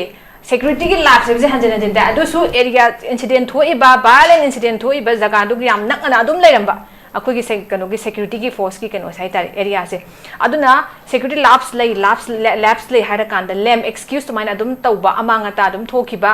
sumain lay adu taragadi manipur gi hujik lay diba situation sigi marai buk se kamain tawduno government of manipur na sigu matholak matam da maybe minister of home affairs ki directive ilamba security sing do adu makhar lay bane khangde or anything else kem tawba ngamdre adu sumai sum si se ko gi unpredictable oibna series of sigu incident sum lak taragadi security force mayam lay ne ngak thok ngamdraba adu ragadi hauji akoi da mathau tani se security force mayam thamaga santi purakani habi thaja badudi laitre adu tadi lakadu batungi akoi keno haitare unpredictable issues unwanted mayam tholak pasu yari sida government so amkhoba effectively intervene to bangam de pot leire security labs lay hara kan da mongi lem excuse on pi haitare adu de akoi leire situation sigi future se marai bakse karama mayon da lakpai kamain tham biningo ja sobra kenegi si security office matanda matamada mamangi da BJP government haitarni hoji former simsar biren gi matamda masana simsar masamakna masi khoi engonda any state asida mathau toriba intelligence state intelligence central intelligence ladiba intelligence pulamak asina engonda pau pi da basi 15 days 20 days sure haina mana haiki madu agadi hairiba matam adu dasu central force sina state government gi the lead simsada pifam thokpa duga madu matam da isn kanogi akan ba government ma oina leiri ma matam da phao masigba negligent oiba haina state pi deba pulamak state ki security he kanogi intelligence pirak tarba central force ingi toa leiba jiki NIS no law oisno aduga jiki IB oisno punma ki सिंसिना मंगोन पाव पीदबगी अदुमबगी असोइबा मखक्ति लेरेना मतम मदु फोंगदोखिबा अदुगदी हौजिक मुगा मदु मतुंगदा प्रेसिडेंट लो लेखरेको प्रेसिडेंट लोगा मु असि अनौबा मु हापे अदुगदी हाइबा इंटेलिजेंस सिंजो हौजिक सुम ऑनरेबल सिमसदा मसी पाव सुपी पीदबा जारा movement oriba the state chathariba law and order command control togani akoina yengsilsi sumain play adu masida asoiba kala legani adu thoriba problem yamse si thopi so have yamna active oiwa Central Force never assembled from the Moise. Adura Masi Hojiki assembled from the Ying, echoing Lame Kong the Satlover example. Lame Kong Sapum the Manipur, Ladiba, Lok, Mamin Paul, Rom Kangi, Lok, Sidakum Tamda, Si Uos over how we hold the apple, Lok Kangba, Simba Security Force never. Aduna Mokoisna to Koki movement si among center the state government the PDC keno illegal immigrants sing si sang pasing si the lay aduga asi the henjin machine si mana terrorist myam si hendo laga su digi leba kejer sing digi pullaga asi da movement tori khodi se mo loi khangli ni madung mo myam si ampo pidra bajara hujichu adumba asi gumba pidak the Targadi, I could stay government come hina Dogani. Already come hina Sidinagani, security forcing. Already come hina policy pirige. Pirak Tripau, Pirak Tagadi, quite a minute. Security rapses I sikano. Security rapses I sikano. State government any politician singsina, or Sina, or minister singsina, cabinet ministry singsina, MLA singsina, security rapses having meaning kano. Hali Kanto Sabal totally bedu security officer Sabiabro. Magi Mui cookie no may have a thought of lady. Adu area the kilometer Mugi Zikin Kanugi Lem Konga and Mikim Dugi kilometer Mangatra Munda movements in winner. Saptani Ying never. Kilometer Tana Kuiva, Tramana Kuiva, Asigi Lem Kung area. Security what tightly movement Boya Tavani. Adu more from the free or in a laga might have a Gaman City, Masi security in the Thoudok to the Wineva. Rapses not ever. So Masi Rapses already lying in ever. A lady bomb upon the security state force. In the Mogasu or Central Force Legasu, Makan Tuamba, Legasu, Asar Panshapi, or BSF Blaisunu, Legasu, Moy Thoudok to the security officers having a more neglect of negligent never car. Aduna Masigi negligent Haisika, no, Mato to the wife, Hatoriba, active Oina Lak River, Ozike, Maitana River, underground cooking, underground, or Aduga. Moi buntia so MBI Madugi movement aduna mai thana ba changsilakpa mai thana bagi posai purakpa thau propa punamak adu security na ubangam jadi moi aduna le bugi kai kana bale ge ba ka moina khangna ga khanglaga tawroi tawdabane ba ka maduda koina miyam mamangda koi gi ngakngi asaubuda ekoina security officers ni hai hodadi ekoi gi School mean a Kangan security officers in Laudi Bunupadu, no way showed up in a Kang Manipur or the noise 16 young they have an example never, a quay hold they have never. Masi Punamak a sequelo or the security command movement or state force command movement or state government Malay, a quay in hold they have what's up on never. I don't know Masida Quina, the we have a say I can know Hajaki, Hojiki, Quickie honorable himself so. Aduga home is a so I could may have me whom Marie Pare Kole. Yes, Pa, Mammy Mata Biro. Party will Mammy Tai Biro over. Aduga say he should Mammy CDC to Pare Kole. Aduga Sigi Kaigi Sisi Pare. By name the Bibi over. Adua Masi Harry or Party were missing Jumbo Jum the wife. Adu Mammy Mata for the Kanga of Nevoka. Aduga lay from Maduga. Aduga Tauri Punama Missamna may have Missamna may harm me. Bruntias may term a topper, Missam Sinsina, me and you whom may term me. Missamna the may tar Moina Mowood may tar of Gangi Brucanano. Come public sina line मई थारोय अदु मोहिबु सिजिनरिबा मी खर लेरिबनि खुन खुनगिबु volunteer से सिजिनरिबा अदु कोई phone खंगनि जुनि को अदुना असिदि आइदि सुम मणिपुर गवर्नमेंट ना कइनोदा कांतो सबंदा थोरिबा मई अयुम मई तु थारिबा असिदि आइदि गवर्नमेंट ना सीरियस यामना लवंगुदो मानदे लवंगुदो मा सीरियस वे लवरोय मरमदि ai हारकेबा मसिदि हेन लुरबा सिदिंग हेम सीरियस ओरबा कनगी कनगी दा खोगी लेरन बे फेदा मी तो हकबा हो मदु फो फाना बगी वखलन सुमै लेतबा लेतरगा ना कमाइन मी युम मै थाबदु कमाइन सीरियस ओ लौदुनि नो अदो दि केगम सीरियस ओ लौरे खलसेबा कांतो सबंदा मितेगी युम तो थाबगी याम सीरियस ओइना लौरगा ओ कोमिंग ऑपरेशन चथरे फारे का खलसेबा अदोगदी कईगिदमक्ता सोमदा कोसाकुंगी मी तो फारगा हक्किबुदि कोमिंग ऑपरेशन तौदे कईगी मीसिंग अब होकी फादे तुमिन लेरगा अदोदि असिगी तौरिबा नेचर स्टेट गवर्नमेंट की nature state forcing central forcing की थबकसे मिसंग मिखाई नाइद्रा नत्रा हजिति मैं थारा मगी फारे है मी अहुमरी फारे यस फाबदु फाउ फेको अदुबु सीरियस लौदे सोंगी कई सीरियस लौ ड्रीम नोबदि प्लान लेनबराबा अदुमाइना खोई यंगबि याबा म लई अदुना मसी सबचाबा खोई यमदि मसी खोइना स्टेट गवर्नमेंट दा खोइना अपील तो जनिंगबदि पुनमक असे अखोइगी मणिपुर दा लेरिबा प्रजा पुनमक की थमोइदा फाउरिबसे मखोइसु फाउनबसु याइबको फाउरगदि हारिबा पुनमक असे जिकी कोकी सिंगी नागा सिंगी मैतै सिंगी तौरिबा पुनमक असे कुइथरप तागदि मसी अखोइ गवर्नमेंट लेगरोरे असे लांगनिंगबा लांगसु हाइना सुम सिनिंगबका सिसुनो मैतै न ngamlaga na कोकी हाले कोकी ना ngamlaga मैतै हाले नागा न ngamlaga कोकी हाले कोकी न ngamlaga ना मैतै नागा हाले असिगमगी येंगसिनदबिदा सुम थादोरगा अदो सिक्युरिटी फोर्सिंग लेदिबा सेंट्रल दगी थारकबा सेंटर दगी थारइबा सिंजे लाक्सिनदना सुम फ्री थादोरगदि नोमा मसिगे पारा कै फंगन एको government नगै some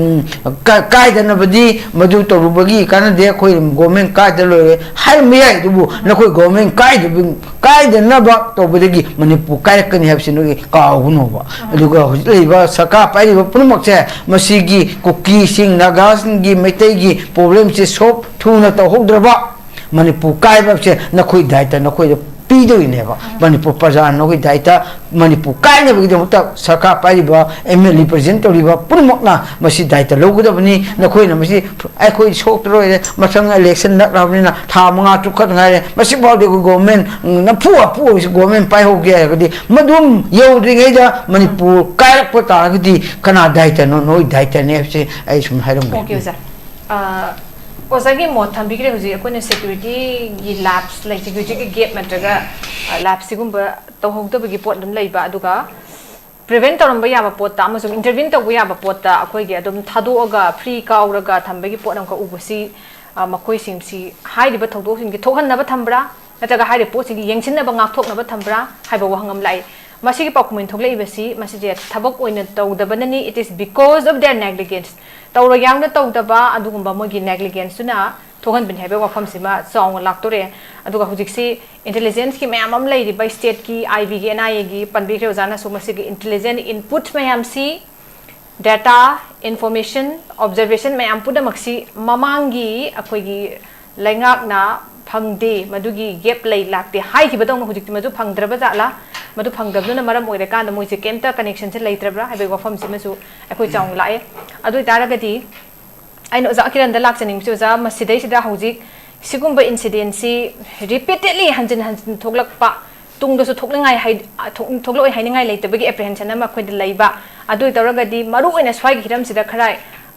minutely high tare masida existing security ki strategies da review to wa mathau tabra accountability mechanism sida kopna meeting changbagi tangai fadabadu leirabra kamain thanbiring usa akoi da chengna hujiki anchor hangbiru post sing yam da kale ba pot ngata ne but manipur da di koi na hujik se government se whether it's a de facto government or de jure government je kari gyan ta dre ani je mong but de facto versus de jure the price of jam ta ne ko je ti ko ani je compare to we are ne du ko na ta seng na constitutional value safeguard adu protection mayam phangi phang de haine ji kai no kan da ko na law makers sing adu madu na kai tawi adu law makers sing se ko na legislators sing law maker ne ko na hai ko my division of power given by the constitution India the legislature make law judiciary interprets the law and police enforce the law ne koi pirim ne sigi pot me am je why it can be functional in the state of Manipur kari hai kan da due to the weakness of the state government the state government weakness wa basically hai kan da koi it is total constitutional machinery or mechanism se fell down ore aru administrative failure ore have sti kangali to wafam ne swai de na ina the jury si kai hai kan da de facto si kai hai kan da means in reality in practice what is actually happening hai bane ba aru de jury by law by rights officially madugi potu recognize the pot ni aduga ngasagi de facto de something that exists in reality even if it is not officially legal or recognized hai neba that means hoje koina cookie kanguna tori pot mana tori pot si it's not officially recognized to draga su officially legal oidraga su moina to bosi chumme haibe mongdon jathari hoji separate administration tanba phone ta lepa adagi even government si thugai ba yaw ba to moi ko sira si to idna ko si pot ni ada di jury da di something that is legally recognized written in law and officially approved hai neba sigi pot ani sigi difference se ekwen ta sing na di government yaw ba government thugai na bhone sing na hena law si paraga interpretation je ona tena hanna ba prajamyam da honorable hai bane ana core function of the police ngasi ko exercise to bungam dikaino core function of police te kari to police na crime prevention crime detection and investigation adagi maintenance of law and order aru enforcement of law sigi pot se moi gi mathau ne na haire aru sigi pot se ngasi kari gi ngamdrino haiba pot ne ba ko ne hangi je adu ngam da maram de kai no hai kan da ai na ngasai mamang da soina khara pan ba hok jaram ba do ai koi gi manipur sing ngasi ai koi kari no phibum khangda ba poram da ai koi law and order restore to bungam da lei je kari gi lei manung se koi na state ki force ne state ki ma pangal kandana lei pot si kai no kana article 355 ki pot to impose to lei ba dunia du hai amaka article 355 does not let the center directly to remove a state madugi pot de piraga madugi manung da kari yawi hai kanda article 355 gives the center or union government the constitutional duty and region to intervene with forces and later impose PR under article 356 if state fails and yawbani na state sino ji masana dum run to bungam jadawai pot to lak pata ragadi madugi pot to fail or pata ragadi uji 355 lay ne kon lawri se sidagi 356 se dum enforce of such ki ya ba pot ne ba ko singam na bai to pot na manung da magi khoi gi ngasai khoi na constitution gi khoi gi article kano da 154 plus 163 da koi kari yawe kare executive power of the state madugi poto piri do manipur totally fail oire ha bane ujila ise si kai no da CM plus council of ministers na government run to bune ba madugi constitution head to governor oye ba nakal amarum da article 53 of the constitution of India da union na India is run to na article 52 the piri ba executive power of the union do president the constitutional head or any samana sai governor oiba the maina plus prime minister and its cabinet no real executive of the union government oiba sigi union government gi pot to hauji 355 se lairabni na if a state fails to protect itself not to run itself madugi pot it's a union duty of the union to protect a state and p lairabni na madugi pot khudong jabla tro kuninga sai responsibility fix sai mangron ai jigi do state amadi kano no oigadau ne haibane ba sigi pot mayam sing se khoninga sidi de facto do khon high custom practice force madugi pot no de facto sing adu de jure the law the constitution natraga magi treaty mayam adugi pot magi law gi pot aini yaba officially yaba pot ne na haire adugi enforcement kan to we koi de facto by the people or society oy aru som the jure the by court or government magi to no kenar ko se ko adagi magi stability can change overnight have the adum the factor the magi overnight on change to we had go jure the kai ngam de the hard to change so is can need amendment constitution sing si constitution amendment na to idna ko amend to do option to lo thok to ya da pot se swai de ne ko na hari se kari gi no ko no hujik kano na constitution da ekoina madugi kano da parliament da hai tare ko constitution ya ba madugi pot le kan madugi mama 1956 pok ta madugi pot gi Louthok like pot na ma ekoina ji hapsel lakhiba pot sina manipur gi di fail nga jai gi ekoina petrol hajil bu tok sine koi mamang round ina haije gi do madugi pot ta remove the fuel haije kai no kan da AKT hai ba pot ma lakhiba se any ko gi tribe se masi gi 1956 ta gi sanadam lai gi do 2003 da gi reimpose sok chalak pane ba ko since ado madu ekoina पाउंग सांगे सिंग मतलब लगी 1995 अदाय दगी हौना दम मदुगी repost तौनदी honour लाई अदु बन मै हापसले then अमुक मदुगी foreign nationalist सिंग कुकी गी माइखुम उपगा लालहोबा नार्को टेररिस्ट मैम सोगोल इलीगल इमिग्रेंट्स मैम दुना 205 ता अहंबा मणिपुर स्टेट गवर्नमेंट का लगा union home minister government of India का मानरगा मखोइना नोमई कामनदबा सीजफायर के अहम हौरे सीजफायर हौर मतुंगदा स्टेट गवर्नमेंट ना कालगा चप्पे यादबनी स्टेट सब्जेक्ट लॉ ऑर्डर यावरिबनिना स्टेट मनुंग लेगदबनिना सू की कैनो से साइन तौनरे ट्रिपटाइट एग्रीमेंट साइन तौनरे देन अदु सू सी स्टेट सब्जेक्ट नेबा स्टेट के असेंबली द मसी लौथोकनबा वारे लोगोस लौथोकपुंगम द लेसे कैगनो खोई 355 सी इम्पोज तौर लेट्रिबिस यूनियन की अब पोतुगी तारकने नहान कहोगी पोत अखोई चीफ मिनिस्टर नरुक सानगा पीगी रिप्लाई मैम मीडिया नाइटम ताग्रेको इस नॉट स्टेट सब्जेक्ट कायनको सिगी पोसे नुआइते अरगी इवन इखोना थोंग साबे मतंग दा हंगे मधु मधु इखोई यंगजिन तारे का हाइगुम्बको स्टेट सोंगे मतंग दा फंगे तौगिब्रा मधु इरांग ना खोखान तौगिदे मखन मखन क्या थंग्रेको मागी खुलुबोय नते मागी एक मागी पोतु नुआइते हाइबने अदना ngसागी डिफेक्टो दि ngसागी माइ रिकॉग्नाइज द ग्राउंड रियलिटी दुनी अदुगा सोना डी जुरी दि ऑफिशियल डॉक्यूमेंट्स ओन लाइव पोतुनेबा खेनबजे अदु फैक्टो से फेक हाइबने दैट मीन्स रियलिटी अदुगा जुरी हाइदि jure or law that means legal हाइबने अदु ngसागी डी जुरी इक्वालिटी अदुगी डी फैक्टो इक्वालिटी पोता अनिका खेनबा ngसागी लॉ एंड राइट्स मदर पिरक मतमदा the constitution says all citizen are equal before law से ngसागी डी जुरी इक्वालिटी द पीरे डी फैक्टो इक्वालिटी का a dictator who actually run the country but has no legal title हाइबनेबा स्वाइदनेबा कोइना डिक्टेटर से कनानो कोइ रन द कंट्री चा माननो से कुकी कांगू ना कुकी माइखुम उपिबो कांगू कनानो खंगदब सो कॉल अम्ब्रेला कुकी की तुपी कांगू दना कोइ दी डी फैक्टो इक्वालिटी सागत पने लवेबा कोइ स्वाइद अदुगना ngसागी डी जुरी पावर से कोइना ngसा हाइबदो पुलिस ना फंक्शन तोंगन जो power given to police in CrPC आईपीसीएन पुलिस एक द पीरग लेगसु ngasi di swaida function to bolai bangam dabduna maram warakan da koina kanto sabal gi thokdok kumba central forces ki port kuma mayam tholai se swaida aina mun jing jabada koi ngarang han koi gi naga taruk hat ki bai matang da koi gi taseng na haraga di koina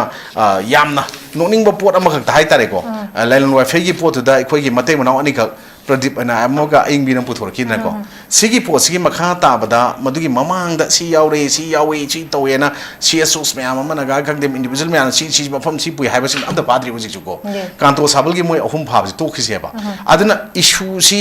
सोम नाकंद प्रदीप का इंग पोतन तौर थेदोप यागद्रा तौर यारक्तब Potom chrome कमाय थेदोसीगे सोम यूम थारइब्रा यूम थारपसद मी अहम जो फारगा अतईदु Phong बोतल पाए चेलदी फारे ताद्रीको मधुगी पोतम कमाय तौब है पोसीद इवन ओजा माइबोन हाइगिबदि यावबने एनी आसाम राइफल की केम होगरा आर्मी की केम होगरा 57 माउंटेन डिवीजन होगरा एक्स वाई जेड मोगी लेदिबो मोगी ऑफिस यंबियो मखोइना मैप होइना लोना येक्थो थमनेब सिदा लेरक ले सिदा खोंग ले सिदा तुरे ले सिदा अदु ले लोय खंगेबो मोइना खंगगसु मधुगी पोत थबक होइना पाइखतबसे स्वाइसदा अखोइना याम नुआइतबंग फील तौरिसे अखोइदा गवर्नमेंट ऑफ इंडिया की वफम टोक्सी स्टेट गवर्नमेंट की टोक्सी बट अखोइना इसा की गवर्नमेंट दा चाइबा नत्रगा ngang वफम नतना कॉन्स्टिट्यूशन को प्रोवाइड तौरिबा अखोइ पीदिबा सेफगार्ड मैम सिंह अंडर आर्टिकल 14 to article 32 वोक्ता याम तीन मतिक तुदंग हाइजे मनुंग नैनाबदको सिदा पीदिबा मैम फंगंद्रिबसदी मधुगी कनोदि पुनमक्तुदी मधुगी रेस्पॉन्सिबिलिटी कोइना लेंगाक सिंग यावरिबसिंग द फिक्स तौब ताबनि हारिसे कोइ मयामगी मोहुत सिलगा मखोइना म्युटने लैग्रबनिना they are responsible everything because they are responsible to protect a state especially the life and property of common people se makoi ki first and foremost duty and makoi ki protect tawdana leigro pot tawdana ni adana makoi ki pot ta ne lawi adana compensated amount khara are phajaba wahi wata khara media da phajaba propaganda to khara duna manipur ki solution kai da propong amoi maram aduna ekoi ki pot manipur ki issue conflict crisis se masi solution gi haga de as per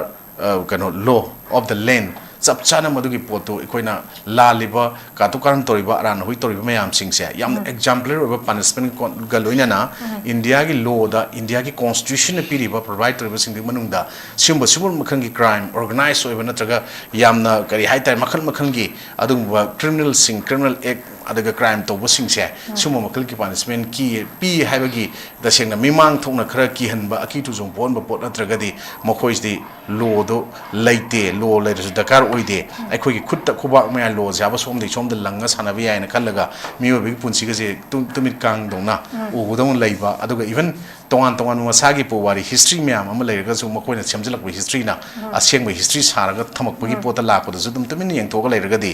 अदुदी खोइना लेंगाक शासन लेरे अरुगा good governance नि नत्रगा मियांगी मिहुत अमा लेरी हाइबगी थोइना कानबा लेते अदना मिहुतु लेत्रगदी खोइना एस पार कॉन्स्टिट्यूशन के प्रोविजन दा आर्टिकल 350 गा कहीं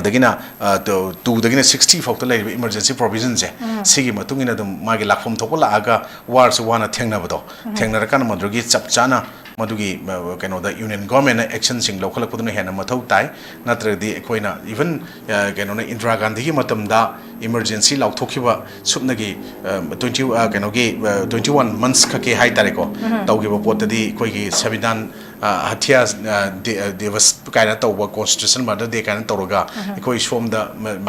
कहीं था क्या कोई ngasi mayoknariba conflict crisis दी कोई इवन वाफम अमबोक थमक्तबा वाही अमबोक थमदबा अदुगा elected मैम both the state and the union हाई तारेको लेरिबा मैम सिंगना केमता यंगता पोट लागदे अखोइसी इंडिया की कॉन्स्टिट्यूशन की मनुंग द याउद्रो पोतोंग लेबदुना कोई मैम अमा कोई कहीं वानते कोई प्री मर्जर कहीं स्टेटस तो मदुगा डिमांड तौनिंगपा अदगी कोइना कन वाई कन कन्ना हाइनरको पोट मैम लाइसे मसिगी पोसे कोइना त लेबाक थुकायजे हाइबो वानते अदुना गाकपिरोइदबो ओरगदी हानगी मसा कनोतुदा हंजलगा लेजरगा मसाना थोपो लाक्चगनी हाइ पोतो ताबदा मैम पामगा हेना योखोकला इनवाइट तौबा आइने हाइजबा सिविल वार इंग्लिश ता कोई लोनर योखोकलान हाइगद्रा मदुगी पोतरे इनवाइट तौबनी हेना जुन 18 की थोकिरेन साथिबो पोचिंग एस्केलेट तौरपो याबि फिल्म लेना इज माइ लुक ओके जा याम नुंगाइजे जा हौजे जाना थंबिरे अखोइगी हुजिक सिगुंबा थबकसिंग चाथरकपो सैदा अखोइगी मतिक चाबा दंडीदो पीगदबा अदुग लॉ एंड ऑर्डर लेरी लेंगाक लेरी द गवर्नेंस निथिना चलाइरे हेबदो उत्पगी मथौ ताबा लेना ट्रगदी अखोइना लेंगाक तो लेबगी वहान थोक लेत्रबा आर्थ थोक्तबा तमाइन तौरे हेबा वाफम थंबिगी अदुबु हौजिक फावबगी ओइनदि सिगुंबा थोलको मतमसिदा प्रजाना तालिबा डिमांड जिगी पेनबा याबा मवोंग दाइ कोइदि मिटना उबदा जस्टिस से पीदना सुमला इ ngasi सु दुम लेरी हौजिक सु पल्ली युम थाकी बसिगी मरुमदा कै लार्जर एरिया से करिनो हाइदबा मी सिंग सिगी कोई सी एनरे कायना कोई मैम से उरे मसिगी आंसर से कनाना पीदोइनो सिगी तांकाक से कदाइ फो योग्रे बे वो हंगसे ngasi सुदुम हंगी अदुगा ममांग थोलकपदा सुदुम हंगगा लोइसिन थोकी सिगी मतुंग थोलकपा एनी इशू समदसु सिगुंबा तांकाक अमदा वरोइसिन लोइदना दुम सनैनरगा लोइसिन खिदरा हाबे वफम जे सितनि लाइबा पॉइंट से सिगुंबा से कोइना हंजन लाक्रे हाइदरे अदुना अखोइगी यूनियन नसु जान सु पनबी बा 355 सिगी अखोइगी सिसना अखोइगी ngaklo am oirakanda अखोइगी खुलाई अमन इंटरनेट डिस्टर्बेंस लेबेंदना दुम खुद थिंजिन मकोट पे वफम से दुम तौरगा लेबा तारगदी कमाइन तौदुन हाइबो वहंकिने चाउंग लाइसे अरोइ बेगुनो जान दो लाक्सिगी सिगुंबगी सेरकिदा ओजा अखोइना केमता तौबा ngamdana sum leiba government jina kem tawdre adu masi example amani ge natre irang ja hawrakpodai sumai sum tawraga leire haitare adu itaragadi masidai sida akoin hujik kari tofam thokpano haibesni government de any change oraga lady ba posida karamba mayon da changsilakpa amasung moida kari tawhaning ba haitare sidai swagi sigi critical crucial situation sida kamai tawni sungong hong da same pattern sida uraga dum leire ba koina government ji akhoi gi lon da hajar khongul dabam jangi khongul daba nam leib dai pai pun haibada khongul daba di imung de leiba phimam de kaino le kai de leiba phim de kaino lebak se leiba phim de kaino miyam na oi phim de kaino ha khang badu ne ba hujik lei pose ji akoi na inga sai makok tu jo haijai do kanto saban gi yum mai ta pu tharam bagi wari se yam laina lupa lakh yum chab de lupa lakh na yani habi pot adai de sum nei na ga du gi mindset tu de leiba du ne ko lei gi du ne aina ma du ni khongul dabam changi haije gyan daba wakhan daba haiba do khongul daba haije akoi lon da madu changi ba yembi ko hoje अखोई मैम पासी मधुद कुकी लमें तुन खरना करीगुम अखनब थौरांग मखादा मैते की yum मई थाब मधु नगा की युम मई थानब होनबद प्लान तबद अदोन की प्लान फेल होबदी प्लान बी ओइना मैते की युम मई थाब ओइरबसु यायब यकोनी नेने कदोइसे मधु सेंट्रल से कोई फोर्स दाइ लेबल लोय हाना इंफॉर्मेशन फांगोनी खरा अदु मो याम कन यंगजलम बरा यंगन तबे कोई खंगद्रे को मरमदी आर्मी अदाइ लेब पोति याम मी कुम हमसिंग कांबुनेबा अइना होजि हंगनिंगिसे अखोइना खंगनिंगिसे अखोइना हुजिकी युमजी मैतेगी युम खरदु युम तरुक्तु कुकी लमेन तुयम खरना मै थारमे मतुंगदा दंडीसे थौदोक्तुगा मै ले दन अखोइ चैराक कनादा पी करोंद पी नुसिनेना मणिपुर से आर्मी ना खुदकता अदाइले सेंट्रल सिक्योरिटी फोर्सिंग दना खुदकता कुकी लमेन तुयम कांबुदुदा मैतेगी युम मै थाले मणिपुर यांग लाय सावरे सेंट्रल योंगरे मधुगीदमक खुदक अमुक मणिपुर की चीफ मिनिस्टर मफम लोकल एमएलए मैतेगी युम सहल बगी पोने वारीसे कुकीद आर्मी सेंट्रल सिक्योरिटी फोर्स मैतेगी युम खुदक थादोहनबा aduga thadokhraba yumdu du kogi na thadom ba yum mang takraba yumdu akoi gi maitai da center ga amora kai da maitai no sengdo ro adu yum da muk saw hai ne ba ai hai madu minung sira dandi bidai da jai gyal ai bisai da wakan ji sum ngasai di samam dai ne sum kamayam khana bji da ko hai di yum du khuda ga thado hale ko adai da hai di army gi mapon da army ning thi ne ngak chen ba jaga am da lebe yum ma mai cha phoje mai thadon ba hai ne ba tharam ba ga hai bi di thadon ba ne mai khuda ga thado hale sonda moi nagagi yum mai thana ba plan to ga lam bo rembe ko adu ngamok da bo rembe sonda thado le akoi di mai hanje doi ne ko thado le madu gi thadon ba du gi chairak tu sona kan gi kana kana no du thir ga don da chairak pi brom da emphasis pi ribra nato ga manipuri chi mis da noi ne khodak ga saw hai si ma minung sigi lo na manipur gi go min sari ba to sonda gi kai mo wa pom to ga mi thado ba ko moi do ne chairak moi do em pi dei moi do tai na dei kai no koi akoi di wakan ji swai artan bam je wakan thok lo bum je akoi di samam na re ba samam na re si ne ba kon lai je hai di adai da ha ni ge so di ngai ba manipur gi gara maru ba mayam hai tare akoi gi chief secretary kai kai lai ba governor le ba security advisor le ba di central security force ma kok thomo mayam je hari ba mate khar du da ne madu gi madai gi jaga mate khar da sigi lai ba mafum khar da kampopi district gi hai tare ne mafum khar si da akoi gi laga gi da lai ba chi nau sing si ga mai te sing si ga na koki rom da pot pot chen ba thing ba chi ma chi ma kai phang na saw ya ba koi gi keno sing je koi gi lengak ba gi lu sing ba ma palam gi lai ba mayam je ma sida koi gi chi mi sa su khar yaw ma li ko yam kan yaw ba yaw da bra di mayam na nei na bi ro ko aduga si hai di samna ba da mai te ga na ga na ma che da mi economic blockade to ba ya di koki na manipur pumba da lai ba national highway khuding mak da mai te jet ba ya roi ana economic blockade to ba ya ya ba sigi bagi mawong sida lakpa da aduna yum mai tharam baga kanto sabal gi Thoudok hai je akoi ngasi khana ne bagi hiram moi je topic oi je masi kanto thaban da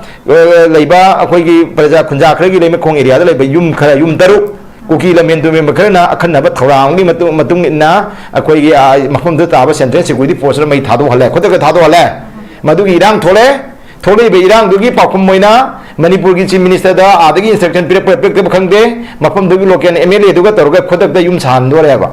amora kai da kholi seng do rim ni ko yum sa ba di honorable MLA kino na akoi gi sengmai na yum sa ba di adagi amora kai ku gi thugai ram bai mi gi yum thugai amora kai mo seng do na tro na da mo pu thok te thok na thok doi ne ba khodak ga sa doi ne khodak ga sa ba je ya na kai kanu kamai ata han thok lo do ne si ayu sum samam na ri ba du na si di mayam akoi ju khana ne na ba lak jabani mayam manipur gi mayam ju khana ne na biro masi moida akoi gi mafam du gi MLA du da manipur gi chief minister da ba adagi center da gi pire ba akoi kanu amara akoi polum amara natraga minung si pire kana to pa mayam wana ta bi yum du kham sabiro no si to hum du gi yum ju mayam ne rang ni ko chief minister ga kai ga tana bira ga mayam sabio hai ate te kendra mayam gi ni kwai je aduga sumain tor ga adagi akoi di madu adagi kan ilagdana moidu ne ta khila bagi poche moidu ne je ga moinu na noina sa ga dan hai bi po ma thangdar bagi man ba khara ma yam ta ha ta na heta tawdana ga tawba man ba se adu magi akoi da khara miyeng je akoi da adai da khara mate khara wai ai gi miyeng je loi chumam ba ai chumam da bi aduna amani ko akoi di sum akoi ju naina ba da sum madu gi pat am yog mayam su naina bi hai wa pum dai mai thamjage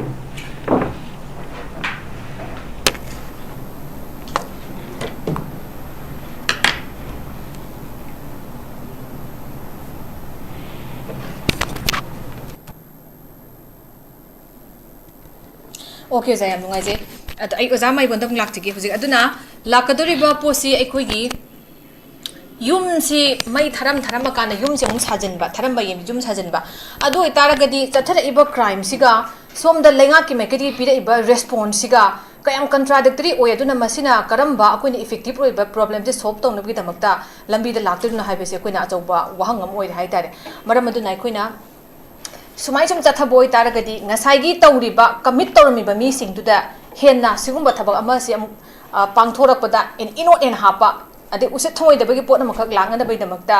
akoi gi lambi makak sembo ne thokadra hai masi ta senga chana ri bra chana dra ba hai ba wahang dum su chauna akoi na hangbai ja mai bonda mung lakse dim su ja duna hojik lei ba post dei da kwai maroina akoi na one thing is very clear yamna clear oi ba si sigumba thabak ki tholok matam sida government na pirak ba any response kudi makta akoi gi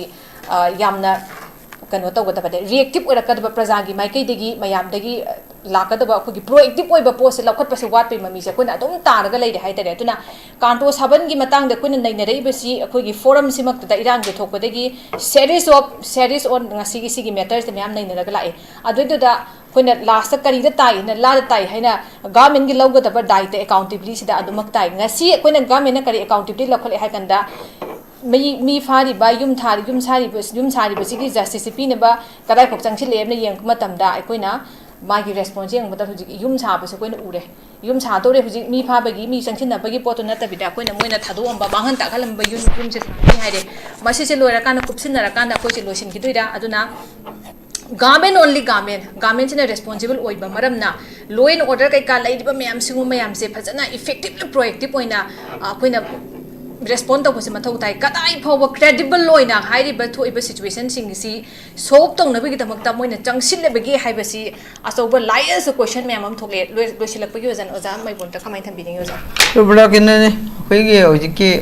issue problem थोपम तुमदा होजिक कोइने Ying याबसे government दा इना ताइना निबा मखले होजिक लेदिबा अखोइ स्वास्थ्यपुरदगी मकई थादोरगा IDPS लेकिबा मोरेदगी लेकिबा लागा लेकिबा अदुगा सिगी सिंया लेबा सिंग चंगया दना IDPS लेदिबा example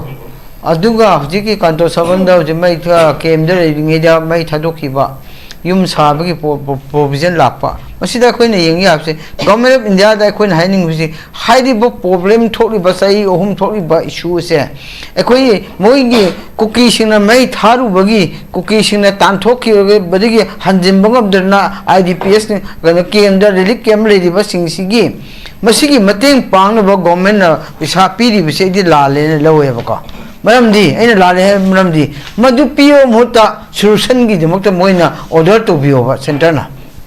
पैसा लिसिंग थादब Mota cookie सिंगदा हे नगोइ स्माइ तोबु यारोय no स्माइ तोदी government ना मसी मणिपुर की प्रजादा तोरिबा हालिबा दुगा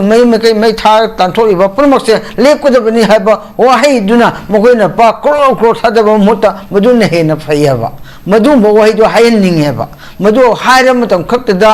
मगोइना तोरकान सिदी मगोइना हरगा कुकी नरम हे तु हेन बसिंगसिना तवक्त्रबा ब्रह्मालगी संसिलक्लिबा म्याम संहनद्रबा मधुगी मुवमेंट लेहनद्रबा मधु तोरगदी मगोइना युम साबसु फंगोय युम सारोय युम मैसु थारोय तो अदुंबा लोय ऑर्डर रोम द संहलगा तो हनबदे नि पामेबको हौजी अमरम हायगदी हौजी लेरिबसी अखोइना तौरिबा पुनमक्सी हौजी कांतो सबंदा MLA लोकल MLA ना मा युम साद्रिङैदा युम सानी है बो पैसा थादरे अदुगा युम सानबो पैसा थादब लायरगा अमरमदा हौजिक लेरिबा असिदा अखोइना बो की दमक्सु पैसा थादबा तो बो थादरगा बोटा पैसा थादर बो कान हाइबा अदुगा मे कुकी ने थादो पीरिबा युम सिंग मै थादो अकांदा मधु युम साबिरगा बो फंगनि हाइबा अदुम वखलोंदा चटलगा लेरिबा लीडर मियाम से मसी पुनम असे कोइ येंबो मतमसिदा मसी अरानबा खोंथांग मनेना लौजे अदुना होजिक अखोइ तंगाइ फदबदि होजिक मणिपुर प्रजा पुनमक न पामनि सिदि मणिपुर गवर्नमेंट की पामनि बसि पुनमक अदुम येंबो मतमदा अवाबा तारिबा पुनमक सिगिदि लॉ एंड ऑर्डर से मेंटेन खा फजन तौबिबा अदुगा होजिक लेरिबा मिसी मिना थोलिबा मियाम से अखोइ लॉ एंड ऑर्डर कंट्रोल तौबा चिंगसु तमसु दुंगाइ होजिक असि कंट्रोल तौबदो अदुमक तौबिबगदि होजि हारिबा मै थाबसु थोअरोय अदुगा मी हाबसु थोअरोय दो अफबा मक लाकने लौजै अदुना होजिक अखोइ अरोय बराउंड अखोइ थमजनिंगबदि कई ओरगसु गवर्नमेंट दा मुग हेक्ता खोइ ताइनाफम ओइ अदुना तौरिबा पुनमक असे सेंटर गा गवर्नमेंट गा मसी सही अहुम चंगलकपा इरांग असिदा गवर्नमेंट स्टेट गवर्नमेंट का सेंटर का करी यानब मखा मदा पॉलिसी मखा मदा चटलिबनो हाबिदो मणिपुर प्रजा पुनमक नमसी खंगब पामेबा हौजिक लेरिबा संसिलक्लिबा तौरिबा असिगुम्बा चथरलिबा पुनमक इरांग थोड़गा सही अहुम मनुंगदा अवाबा तारिबा पुनमक मसी पुनमक की कंट्रोल तौनबनि हाना तौरिबा पुनमक असिदा स्टेट गवर्नमेंट ना होम मिनिस्टर का प्राइम मिनिस्टर का मिनिस्ट्री ऑफ होम अफेयर का स्टेट गवर्नमेंट का करी यानब मखाद होजि चथरिगे हबदो अखोइ खंगनिंगेबा मसिगी तौरिबो पुनमक assume चावरबा irang le da kan da government gi policy center gi policy state ta kai tham le aduga state ki policies na center da command proposition p asim solution pro na bagi masi kum bagi phamina ki ba da tor iba plan prama policy prama se thamba thamda ba aduga hoji chathe ba asim tawriba state government da central government na masi hare maduri makha da khoi satharaga masi law order control tawna ba tawri ha bagi plan su leibra leidabra ba leidi leiram guda mande sum pangang ba pangtok to ba plan leiram di amnesty phajana state government na law ka male du center ga state ka ani max da akhoi masi issue da samna bagi wari se aidi wari sanaram guda mande na arobram se dum thamjege okay sir state ka akoi gi center ga samnaba ngamdabagi mawong khak leibise kaigino haibo wahang se hange aduna hairi ba thodok se koina nga sideida focus pd ba security force ki magi mathau hai tare magi function sida akoina lai si maram je kaigino hai kanda kan hoba yabagi chances is very high yamna wang le kan kal hau ba simangane akoina achoba wahang mayam am tholak tuise du ka moida thajaningai sulei leiroi da bagi trust deficit chaung na mara ka lakada bagi akoi gi leiri ba posi miyam gi marakte hai tare aduna swai gi mafam sida akoina police station su dum nak leiba adagi central security force su leiba akoi gi leimokong gi su leire yam lapna bana te Kanto Sabal gi swai sida leire sidai sida akoine rally laksin ba matam da rally jet pagi matam sidai da asomna klom da mayamna mukna dana khotan tawe matam je mai tha ba haurak pagi asigi simultaneously hai tare swai gi area su leiba sida kal hoba ya ba se kal hoda ba se kai gi no hai ba se it's a very big question hai tare ka da wi da mata khurak hang ma si nan tho han ki bano hai ba sini miyam na hena khoisau han ba se su ma sidai sida chawa dai ta laura kan da kandana ba tahoda ba rather gai thachil aga changsi leiba khoisau da miyam do kandana ba tawba somna klom da na yum taruk tu zara zara mai cha ki ba hai tare amanga ta chaw thon ki ba sigi a chaw ba ho ba si mitmang da right in front of their nose kari gi no hai ba so bu hang sine hang ise e oza kano da lak segi oza kiran da lak segi oza ten thak na quick closing remark in thambi oza tasena hoji koina hoji sinaina diversion amadagi diversion ama issue thedong no hona bada ngasai gi koi gi mamang gi koi gi hoji gi aing bi ga mai no pa pradik pha ba lain wa fegi ko madu dagi som da Kanto Sabal da yum o mai chai ha dagi yum taruk sukalak ko kudak ta ko som da thaidorok pa sum adai sigi yum taruk sina mu mamang dagi 2023 gi me hom dagi hok yum mayam mai ja ki ba kaun bagi pot ma laga sida mu koina ngasi nai naraga lak pa sumai sum daiber dro sum lak pa se sikrai dagi no kan koina societies the law restore to bangam ta ba dagi koina law maintain to bangam da ba dagi kano societies rebuild to bangam do mongam da la ise and koina sum high it's better to light a candle than curse the darkness and ako adugi pot de koina kana mioi ba koi di mioi bena khudam oi gadawni haiba pot am ka koina koi gi lon da haina bam le ko we must become the sense we want to see in our society the truth of the land lies on the ground and kana da koina dum haina ba pot sune koina ga si ningjeng jening je maram de koina conflict se kana da koina kare haitar masi leiraga su madwai de koina peace si absence oi habia de conflict na can be the movement to choose unity na koina haina ba in this case saying the question thing na bom kai no kana hujiti koina mamang da ma sai koi tongan makal gi koina paningdraga su hai tare ko setam je umbrella je koina naga kuki ana sain sum koina khanaraga ani je umbrella ni tupaga nga sagi for a better bargaining political power am ka ki sin no hono sum lakanda tong hi me am ste koina chingi tari ba koi gi tangkhul khangde kabui khangde koi mau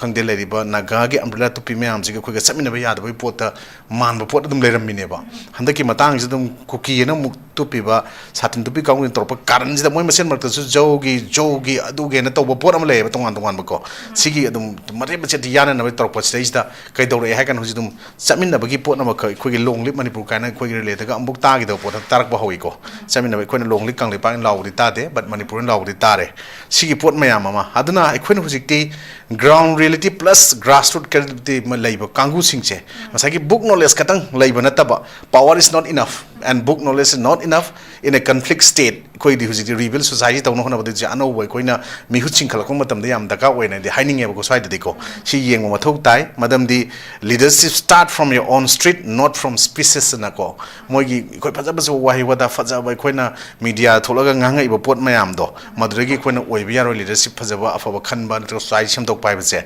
koina masi conflict si madregi jam chap chaba magi kano ma wahan thok लेबा peaceful ओबे society हम Purke restore थोन गे हाय तागदी मधुसु चंगे हाइजबने आइना leadership तो Koyna ngasai afaba mu khanma mathau tai madoi de koina magi keno hai tare masagi maramdam majati mafurpu nuksiba ground reality khangba aduga grassroots leiba masagi magi yamna manglap chatagi hauna miyam gi damukta thabak thorom seba tor labugum marak gi hai tare ko pame ngakang lega jesi puthoga ma puthoga komal pang kha pologa torga paisa thadraga mi laini khotne to kangbu na ta hai tare paisa paija da sing marak tagi ju sumaina awaba taraba mafam singdradi manga sagi longning mom phorokane ba manako any hayeng law yaro do mafam ga su ai lauge sigi positive magi ngasagi who knows the pain they speak the language and willing to stay when it get hard sana koina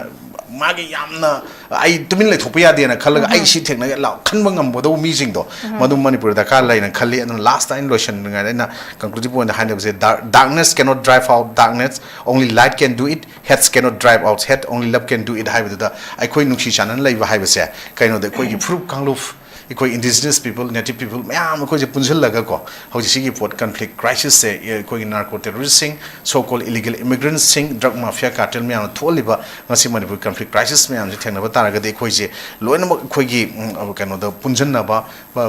daka lai anana ikoi na aduna na khosai first last round first haijagi bido ikoi nam tang haijage ikoi na amamba sing je sum ikoi na nongai thaba mayam sing je sholaga kolaga madugi takshi sholaga leibina taba it's better to light up a candle than curse the darkness and aina haijagi bido madu koina miyoi ba kodi miyoi na khudam oigadawni haibista madbaina thamjara kanda koi ngasi kanto sabal ge Thoudok center for Louthok-U to wafam natana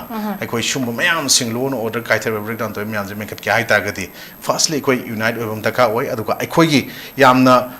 mute chu khalakpa matam da haidi election gi yamna hoji election dugi ngasai murup na dura mai khar panbigi ko hoji si gyanmen ta da bholai chu wa election gi ko kano si lep na ba conflict si crisis khudong chola mafam da ground the kenta satna kemti yeng dana ngasai ki bol le ko don bujung thok myam je ko ura kadore uju ure ba ko aduna aina haijangi madu khalakpa matam da who knows the pen speak the language and willing to say it when it's get hard and have por aina haijangi adu pam jai na okay sir punsin mei tangai fadab do ngasi maksu dum ozana akoi gi remind to bidi hujik lai ba fibam sida aduna security measure gi magi outcome si masing mayam leire na akoina du lawba yaroi hujik masing di mayam more than enough akoi state ta mayam leire aduna civilian sing se camp safe oirage aduga makoina ngak thokna ba honari ba paikhali ba thabak ngasi ahoba leire ba sida mogi strategies deida critical review to bagi mathau taba to makla e karamba influence no haiba do koina leizera mani hai tare adu karin no haibagi phibam sida critical review to bagi tangai fada badu situation sin demand to poi po to koina yam thina koina chaun ure hai tare aduna hujik leire ba aikoigi question si security hujik leire ba security gi measure si justice piribra aduga safety piribra haibagi wahang si mai koina chaung lai aduna civilian sing se ngak thok na bai damakta protect tong na bai damakta hujik leire ba security gi system sing se masidai sida confident natraga confident du ma khoina thamba yarak to po lai maram di masi fragile wera brai ba to hangam lai hujik ta so aina matem khoi remind to jekib da highlight to jekib da police station do nak ngai lai makhongi aduga adai gi nak pada dum khatang distance kara sekmai gi su mak lai ba male aduga loina security force mayam se leina masidai sida akoi gi sarak hanghanna akoi gi yum mai thahan gi basidai da mayam sina peloi da bagi madam je chong le de karmaina pen ga dori bano aduna masigi pen da basing si matung tarak pada thoktana ba amukhana thoktana ba haitare upai leita mafam amada akoina kaimda tawba ngam hongda banata ba aduga amuk su maduda changchilakpa mi sing dubo amuk thingibagi praja sing ji access to boyan kitaba to aduna hena supen da bemaram oi especially koi central security force ti mathakta aduna masigi matang sima akoi gi paliba lenga asina tawba ba mathau du akoi sakti puthok piba maybe ministry of home affairs ki director ki makada work torambu oi bi odatraga karigumba mechanism amagi makada akoi gi kari karam basida motives le heba potu le adubu at least hujik akoi gi state government sina mit na khong na uriba mang bataba mayam thoklai be seida adum karimak tawdana khongkut punsin ba damaina akoi gi manage and control federal structure damaina work toroga leibdi praja sing gina pela oidabe maram adumak oide aduga violence unwanted incidents si henna akoi gi invite tawba tawriba mi sing gita henna akoi gi makha tab encourage to bo ina thokadra haibna chingbo fam du lai aduna sai matang da kupna sigumba mayam si review to bi tangai fadam du lai makha tab am hona thokna ba haiba security gi leiba gaps mayam sin thamjage so with this not ngasi kai ko gi lalo ki program si matang ase tension jere ako ge tharama sibo saruk ya buduna mapung fan bi kiba ngasi gi panelist ahumak ozana LUWANG oza MAIBON PHAOMEI made oza KIRAN bam ko sana thagat phong jeri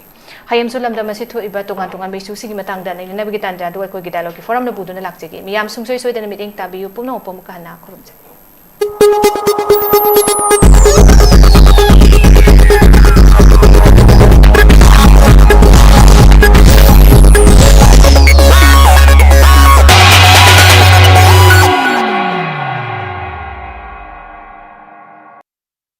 Northeast Window meeting tabiriba mayam punamakbu taramna okjari hauzik mapalamgi thabaki pau pijari ahanbada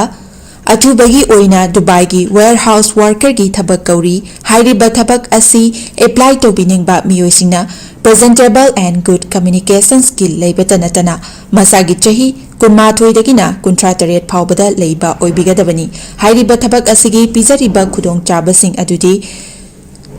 per day 12 hours duty hours oijagani per week ta 6 days duty oijagani 2 years work visa pijagani loinana accommodation and transportation pijabata natana medical and insurance su pijagani hairiba thabak asigi thagi oiba salary lising kuntare tagi haujagani ani subada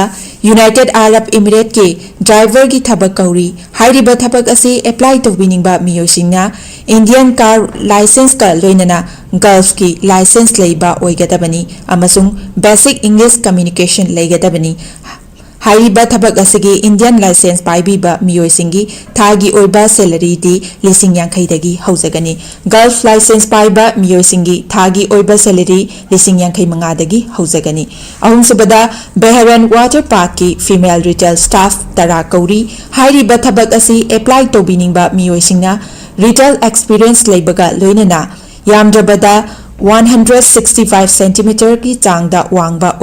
oibigadabani thabak asi tauba miyoisingna piriba khudong chaba sing adudi accommodation transportation aduga duty meal su pizagani hairiba thabak asi thagi oiba salary lising mauda taretagi haujagani Pamarol gidamakta 7005273217 natraga 9366230077 natraga aikogi office Northeast Window TV building hata New Chekon Road ta lengsin birau